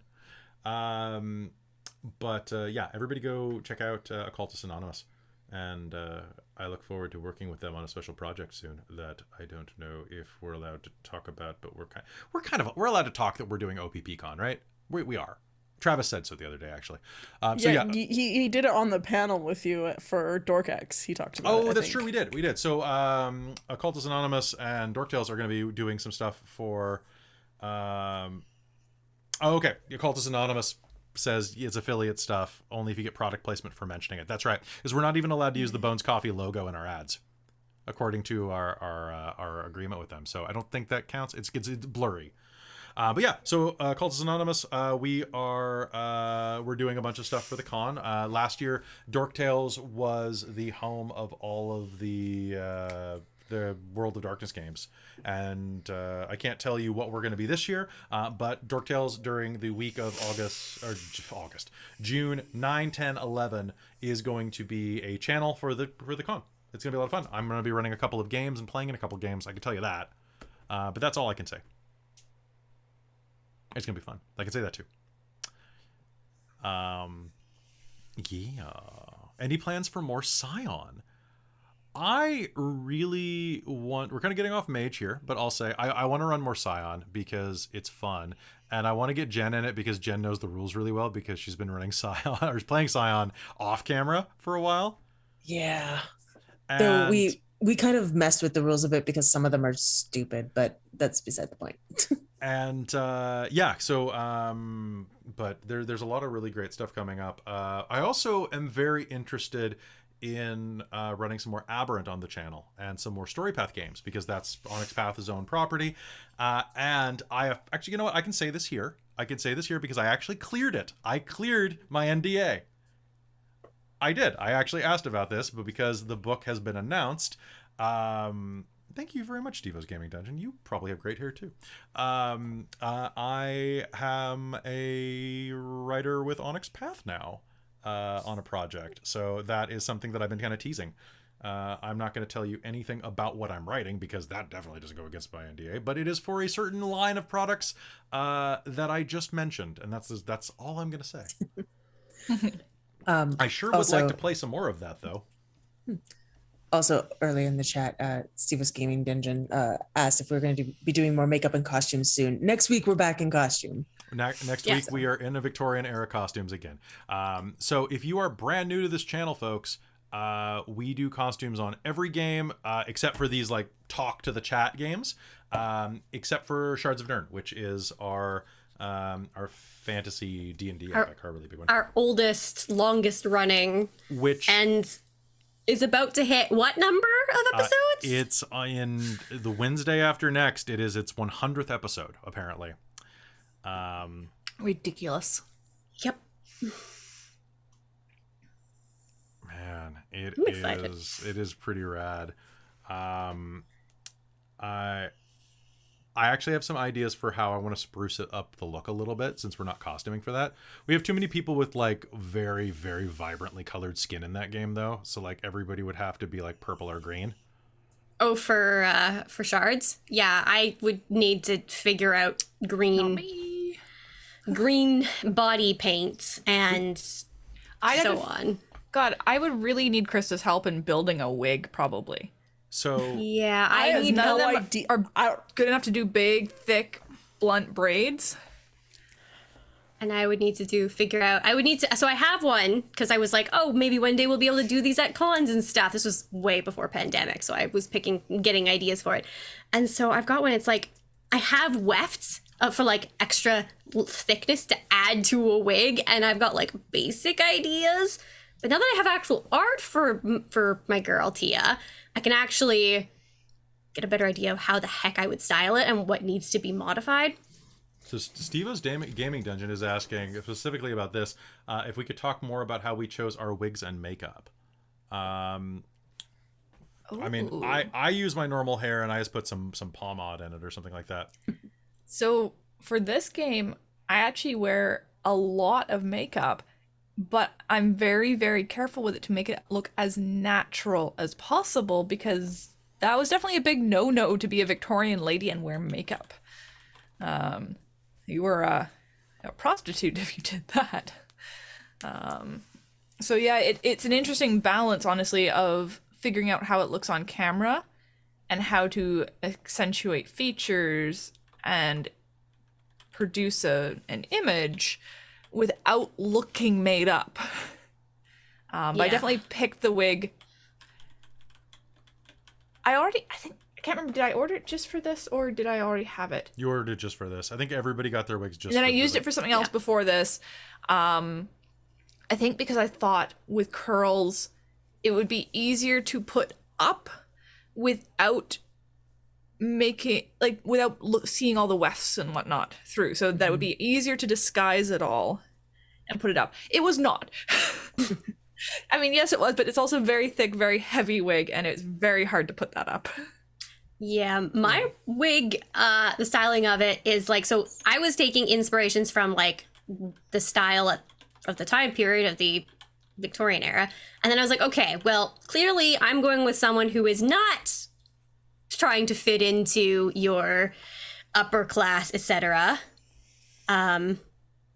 So her hair is actually down, which goes against a lot of rules, and is like, has a little bit of braids pulling it back a bit, but it's very much like long, loose, and that's a no-no. And then I go in with the blush on that one and like trying to figure out the makeup styles for that, because she actually does work as a you're wearing bedroom hair. Yeah, basically. Yeah. As even little girls, it was in braids. It wasn't just loose necessarily. Yeah. A lot of the time. And for me, I was trying to walk this line between someone who wasn't born on Earth and doesn't subscribe to like normal Victorian everything. So the wig I got is like this black with like blue through it, because she's just a little off. But I wanted it long enough like I could put it up in some sort of hairdo, because she wants to always be on the water. She's, she wanted to be a pirate, that sort of thing.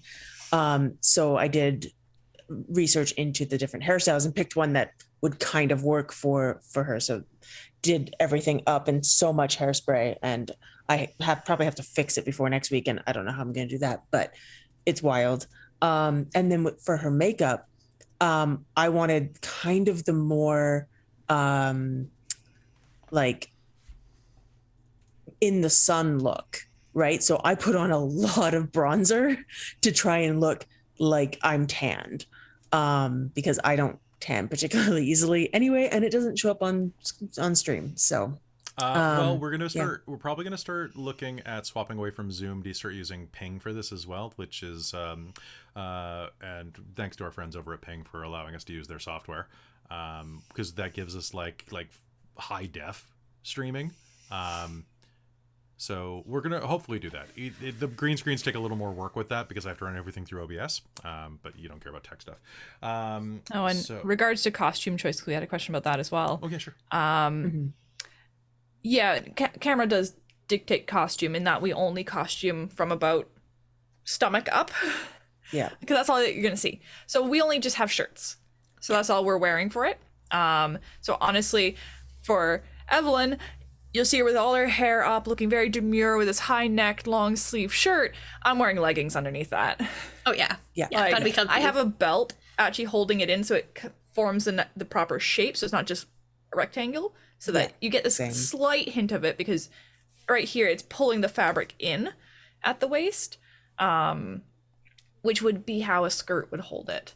Yeah. Like I think last summer when we started, I was wearing shorts that had a belt, like belt loops, so that I could put a belt through it. So that I generally wear a tank top under it, like a cream tank top, just to protect the shirt from body sweat and whatnot. So I don't have to wash it very often because it is from a historical shop that does recreation work. I just don't want to have to wash this very frequently because that is lace on it, and it's good lace. Like Steve-O's gaming dungeon, you're absolutely right. I wear a 3-piece suit on top for game, and then I wear a pair of shorts. Oh yeah, like I have leggings, and sometimes like house slippers, 3/4 length just to complete the leggings look. with like cell phone pockets. I'm wearing slippers right now. Like it's I'll comfy. sometimes have a Short blanket if I'm socks. too cold. So Yeah. That's not going to be a problem. It's going to be freaking hot this summer. And Darcie's wig is just an orange wig that I've pulled a braid over and basically like incorporated it, started to braid up at the top and tried to just incorporate all the hair using like elastics and stuff and braided it down the side.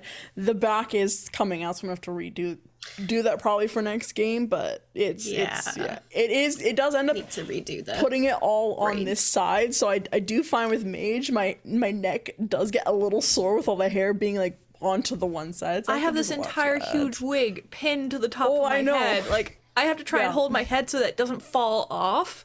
But I actually have to pin that wig on because it is so top heavy. Yeah. Oh man, part of me does want to get like the full costume though, like get the pants for it and. Oh, I want the skirt. I want the walking skirt. Well, especially if we start going And to the cons, shoes. because then we can. Yeah. Well, I mean, I'd have to get a whole new wig for the con because you can't see it on stream. I spent hours putting that wig up, and my shoulders and back were killing me for a week afterwards. And the only reason it's up and in place is because I used like claw clips at the back to hold it and then built everything around that. Those clips aren't hidden. Like if I walked around with that wig, you would see it all. But So it doesn't look so good from the back. Is it hard changing looks between each game? Seems like a lot of work. I think like it's like prep, right? Like if it's ready to go, like I mean I costume slightly less severely as the DM GM storyteller than the players do, but I've just got like costumes on racks in my wall and I just swap them out. Like it's just My gotta shirts remember just to hang wash up in them. my closet. Is Wash all. them at least once a month. And generally, I'm only It in sounds enough grosser than it games is, I promise. You're only wearing it for 3 or 4 hours at a time. that I don't have that many wigs on the go at once. So for the longest time, I had like Callie's wig out, and I just had that on a stand on my dresser. And so if I have a short wigs, they go on stands. My Win wig goes into a bag because it's just too long to leave out. And like the time, I just don't have anywhere to put it. But no, it's just a shirt really for the most part, and maybe a belt or a vest. Do you Most ever of my go on a characters. date after playing game wearing your full outfit? I don't think any of us have gone on a date in quite a while. It's usually late. It's been a, We're tired. Yeah, it's usually like 11 p.m. by the time we finish game. Also, there's been a pandemic. Most stuff's been closed. Well, and the majority of this costuming happened with the pandemic because we switched online and you could see it. Yeah, because we did Like the pandemic is basically why we started costuming. Well, we did costuming for Star Trek, and that was a trip. Yeah, but nothing That was- else. And we did a tiny bit of like For Werewolf, yeah. hints of it for Werewolf and for Strahd. Just like you're a right. little I bit. always forget about Strahd's like the bastard Yeah. stepchild. Like it's just like Yeah, I mean they had a tiny bit, but it was much it was like more a little easier bit. to Too. see properly online. So Yeah. It's it been a really learning took curve. off then. Yeah. I think this question's directed at you specifically, Jen. Oh dear. Do you go to medieval fairs? I am technically no, because I don't go to Renaissance fairs, but I am a member of the Society for Creative Anachronism, and go to events that we put on. And my persona is from 1527 and is Italian. So we I actually have those clothes too. many Ren fairs up here, Jen. I thought that was more of a states thing. It is more of a states thing. Yeah. They have So them we're in in like Canada. Washington. Yeah. I mean, I've always kind of been curious Mhm. because I've got stuff now. I think Put on they a poet also shirt and a skirt. sometimes have them like more more in the States, but also possibly some in more Eastern Canada, but Probably. more in the States for sure. So yeah. So on this, is there anything else mage related? Now we kind of like lasso it back over here. Not for me. I think this was a really good recap of like what the heck we just dealt with and where we're Yeah. going. So Does anybody Well- have any specific questions about any of the NPCs? So let's see. Not that I can think of. So No, I don't think so. Oof, I just reread some of the grossness. Okay, cool. So that'll be pretty good. I have to remember how everybody's voices sound, because that's I'm gonna be gonna have to listen back to figure out Darcie's Yeah. Irish accent. I I think, had a hard time with that. at least for me, I just tried to talk a little more refined. Just a Yeah, little more you talk thoughtful. refined and quieter. Yeah. yeah, because you just Oh, You're just Canadian. well. yeah, I just try to talk with excitement and like enthusiasm. yeah, and I think Chas was slightly a little bit lower than my normal speaking voice, and I think I tried to give her a little bit more pacing, like slower, a little bit. Okay, and let's take this last question before we start trying to do mage wrap up. What's your favorite character so far through all your Dork Tales channel games? Oh, Dork Tales channel games. Okay. Yeah. I mean, fair, but okay. That's hard.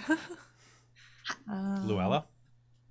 Kinda, but she's kind of a meme, just in general. There's nothing wrong with that. There's nothing wrong with that. Yeah, speaking of Strahd, my one-shot character who keeps reappearing in things, who is the adopted stepdaughter of Strahd. Yeah, One Zara bitch. Luella von Zarovich. All Yep. right. Yeah, if you think of it, let me know. I am very excited to get back into this, though. Like, we've been running a lot of D&D on the channel for a while now, and all of you know that my heart's in the world of darkness. My heart of darkness. And what is your least favorite, then? That seems like a fight. yeah. Yeah, I don't know. Like, I really like my D&D characters, but I do really enjoy Evelyn, and I'm really looking forward to seeing where she goes. So, See, I only tentative have Evelyn. 3 Chronicle ones and then a couple of one shots. So it's like, who do I choose between Brighton, Bex, and Josephine? Like, they're all amazing. They're all very good. They really Right? are. That's a good point. Probably Brighton's fun because she's like a time bomb. She is, yeah. But, We're gonna but get so is back- Josie in her own way. It's true. We're gonna get back to werewolf eventually. Don't worry. We're getting some. It's in the plans. It's in the plans. I get to bring back my disaster girl. Yay! It's gonna be good. We gotta destroy the stuff. Thank you so much for the praise, Steve-O's Gaming Dungeon. Thank you. I'm glad you love the channel. I'm glad you guys are all here. Like, that you're all enjoying this, and I'm glad that everybody watching on YouTube is here as well. It can be hard at times because you want to try to like. I wish that as many people watch the Mage games as watched, like, I don't know, Rime of the Frost Maiden or some of the D&D stuff. Yeah. Because it's like, oh man, I really love digging deep. But it's, you know, it's so good. It's so good. Yeah. I think Darcie's probably one of my like. Darcie's a good I put a lot of love and research into her, and I want to see like where she goes. 'Cause I think she's gonna be my favorite of like for a while. But of like finished things, Ivy, I love her so much, my baby.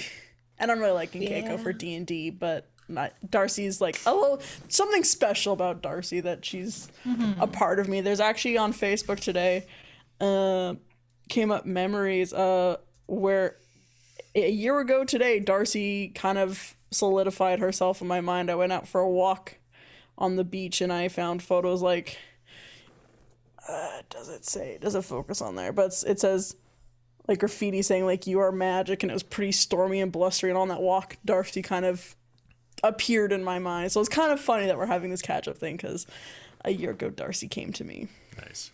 I'm very excited to be getting back into this. Christine, did you say who your favorite character was? Yeah, Evelyn. Evelyn? Oh, really? Okay.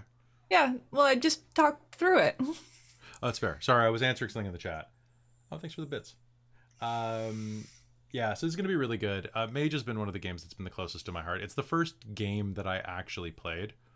Aside from like a couple of little like one-shot testers, Mage was the first campaign, chronicle, whatever you want to call it, that I ever played, and was when I was in university, I played in quite a few like vampire live action games.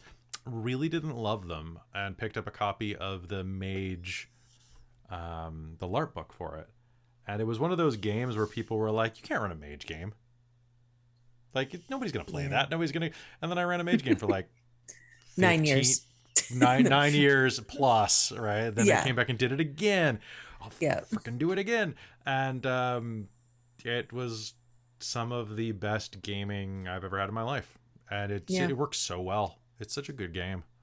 Yeah, and it was my first real chronicle because I'd had a couple of one-shots before, and so straight into LARPing. That's great. But Kelly was running, so it was amazing. Thank you.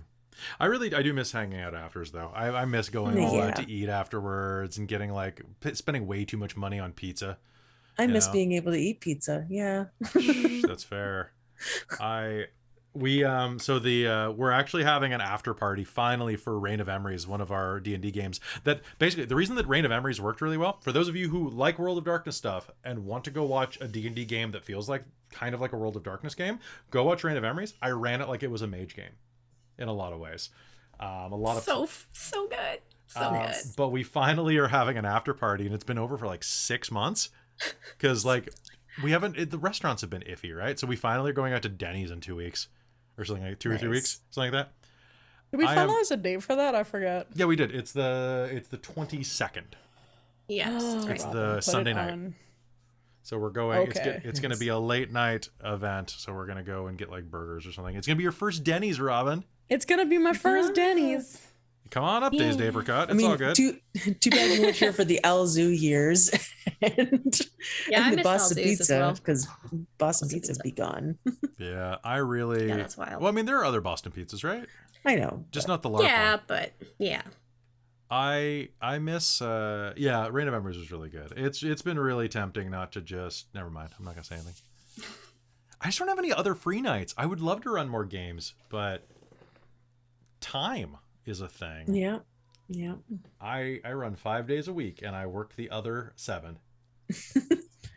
Kelly, your math is bad. That's why I'm running so many games. No, seriously, like this is our schedule. So not to complain, I'm not complaining. I love what I do for a living. I think it's amazing. Being able to tell stories for a living is my dream.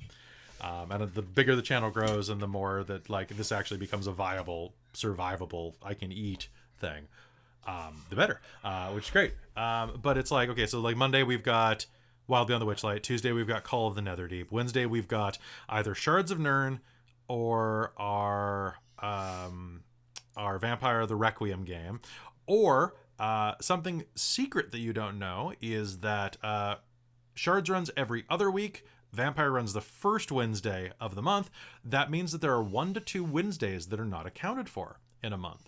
Those Wednesdays are used to film content now, as of this Wednesday, are used to film content that is for in case I get sick or I can't run a game, but is going up immediately on Patreon. So if you are a $5 tier on Patreon, you have access to those games forever, ad-free. I think ad-free, or at least until they release. We'll work that out. But anyway, you have access to those games at least. This month we are doing the Alien role-playing game, which is going to be a lot of fun, and then we're going to keep doing other really cool stuff. Thursday, I have myself Thursday and Friday night off, but I work all day on the channel. And then Saturday is Mage now again, and Sunday is Deadlands, and like will probably be Spelljammer or Descent into Avernus later. So yeah, hopefully, like if you wanna join, come over to the Patreon. It will eventually be released. One of the things that I do want to say to anybody, none of our content is, aside from a little behind the scenes podcast we do, at this moment, none of our content is paywalled. I don't believe in that because some people don't have money. Like, there was large periods of my life where I was damn near destitute, but I could still turn on YouTube or borrow a friend's Netflix account, which apparently we're not going to be able to do for long. So I don't believe in holding back stuff. I believe in, like, you know, maybe it's, you get it a bit in advance. We're also starting a new podcast that's going to be going up on the Patreon first, and then will be released everywhere else eventually. So like, don't fear. I'm not gonna, don't downvote. Don't dislike me, even though I can't see it anymore. But yeah, and a quick reminder that if you're paying for Netflix, I'm just saying, Dork Tales hasn't lost 200,000 subs this month. So maybe consider, if you spend more time watching us than Netflix, maybe cancel that and subscribe to us. Just saying. Although Alice in Borderlands is a pretty good show. Yeah, and we got Dork Pod on Sundays, absolutely, which is another thing, which will be fun. Yeah, so anyway, that's us here at Dork Tales. Is there anything else that we need to talk about? We only run a few things. I run a few things. Only a few. Don't steal my pitch, Occultist Anonymous. But yeah, no, seriously, I think that, go ahead, you just credit me. Tell them to go follow my channel too. But like, it honestly is that, like, Netflix wants $20 a month. Can you throw $5 if you're watching Dork Tales 20 hours a week somehow? I don't know. Some people do that. It's wonderful. And you're watching Netflix like an hour a week. I need it more than they do. Like, we can use it for art and stuff, you know. A few, yeah. And I love you all, Traz. I love you, Traz. You're great. Yeah, everybody go follow everybody. Everybody go support everybody. Yeah, we try not to just like throw shit at the wall and see what sticks. Although I do like running like little like short runs and one shots. I think they're kind of fun. And then it's like, so it's not really seeing what sticks, but it's like a closed ended thing where it's like, yeah, we're gonna run Alien. If it's fun, we'll actually do an Alien game. I don't know. I like it. I would like to run like 10% less D&D. But yeah, but we miss you, Soul. We miss you over here. You need to come back. I know you're working a lot. I hope work's going well for you.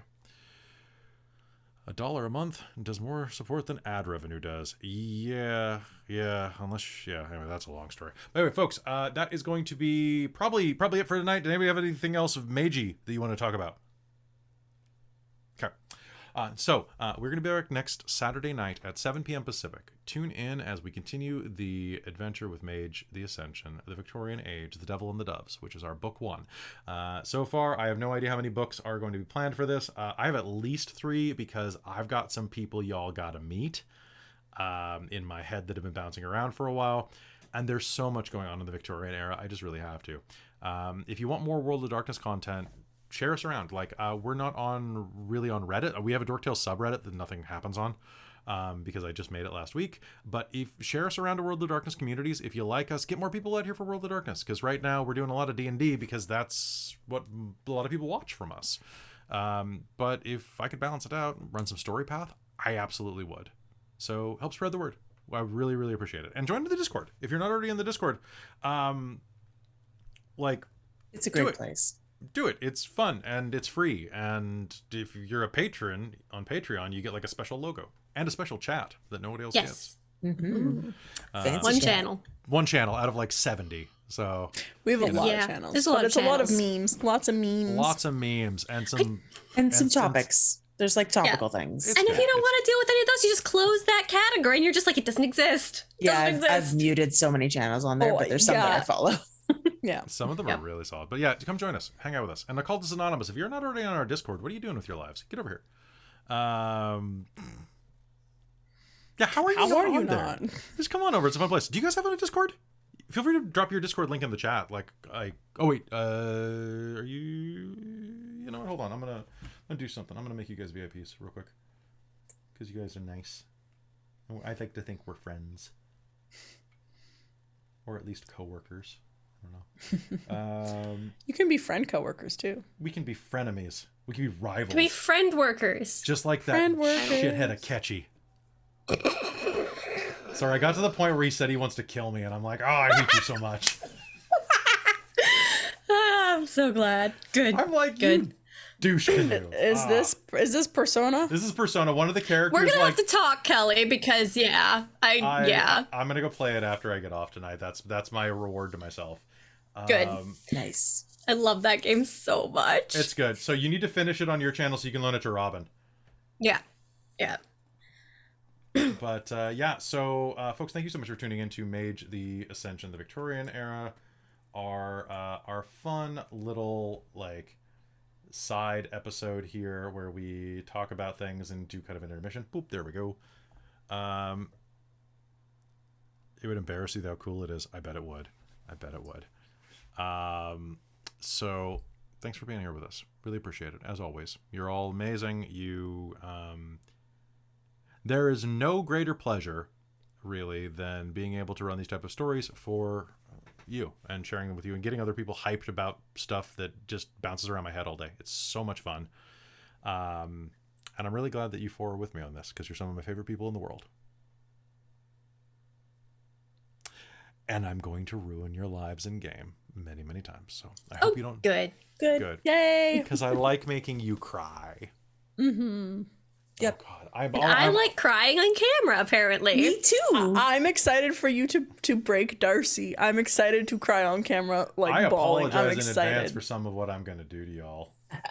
It's not gonna be... Yeah. Anyway, that's it for us tonight. Have a fantastic day. We will see you next time. Remember to raise your arete or arete, depending on how you pronounce it. And the best sphere is prime. That's all you need to know. Always. Always prime. Always prime. Always prime. Always time. It's prime time. All right. Love you very much. We'll see you next time. Good night, everybody.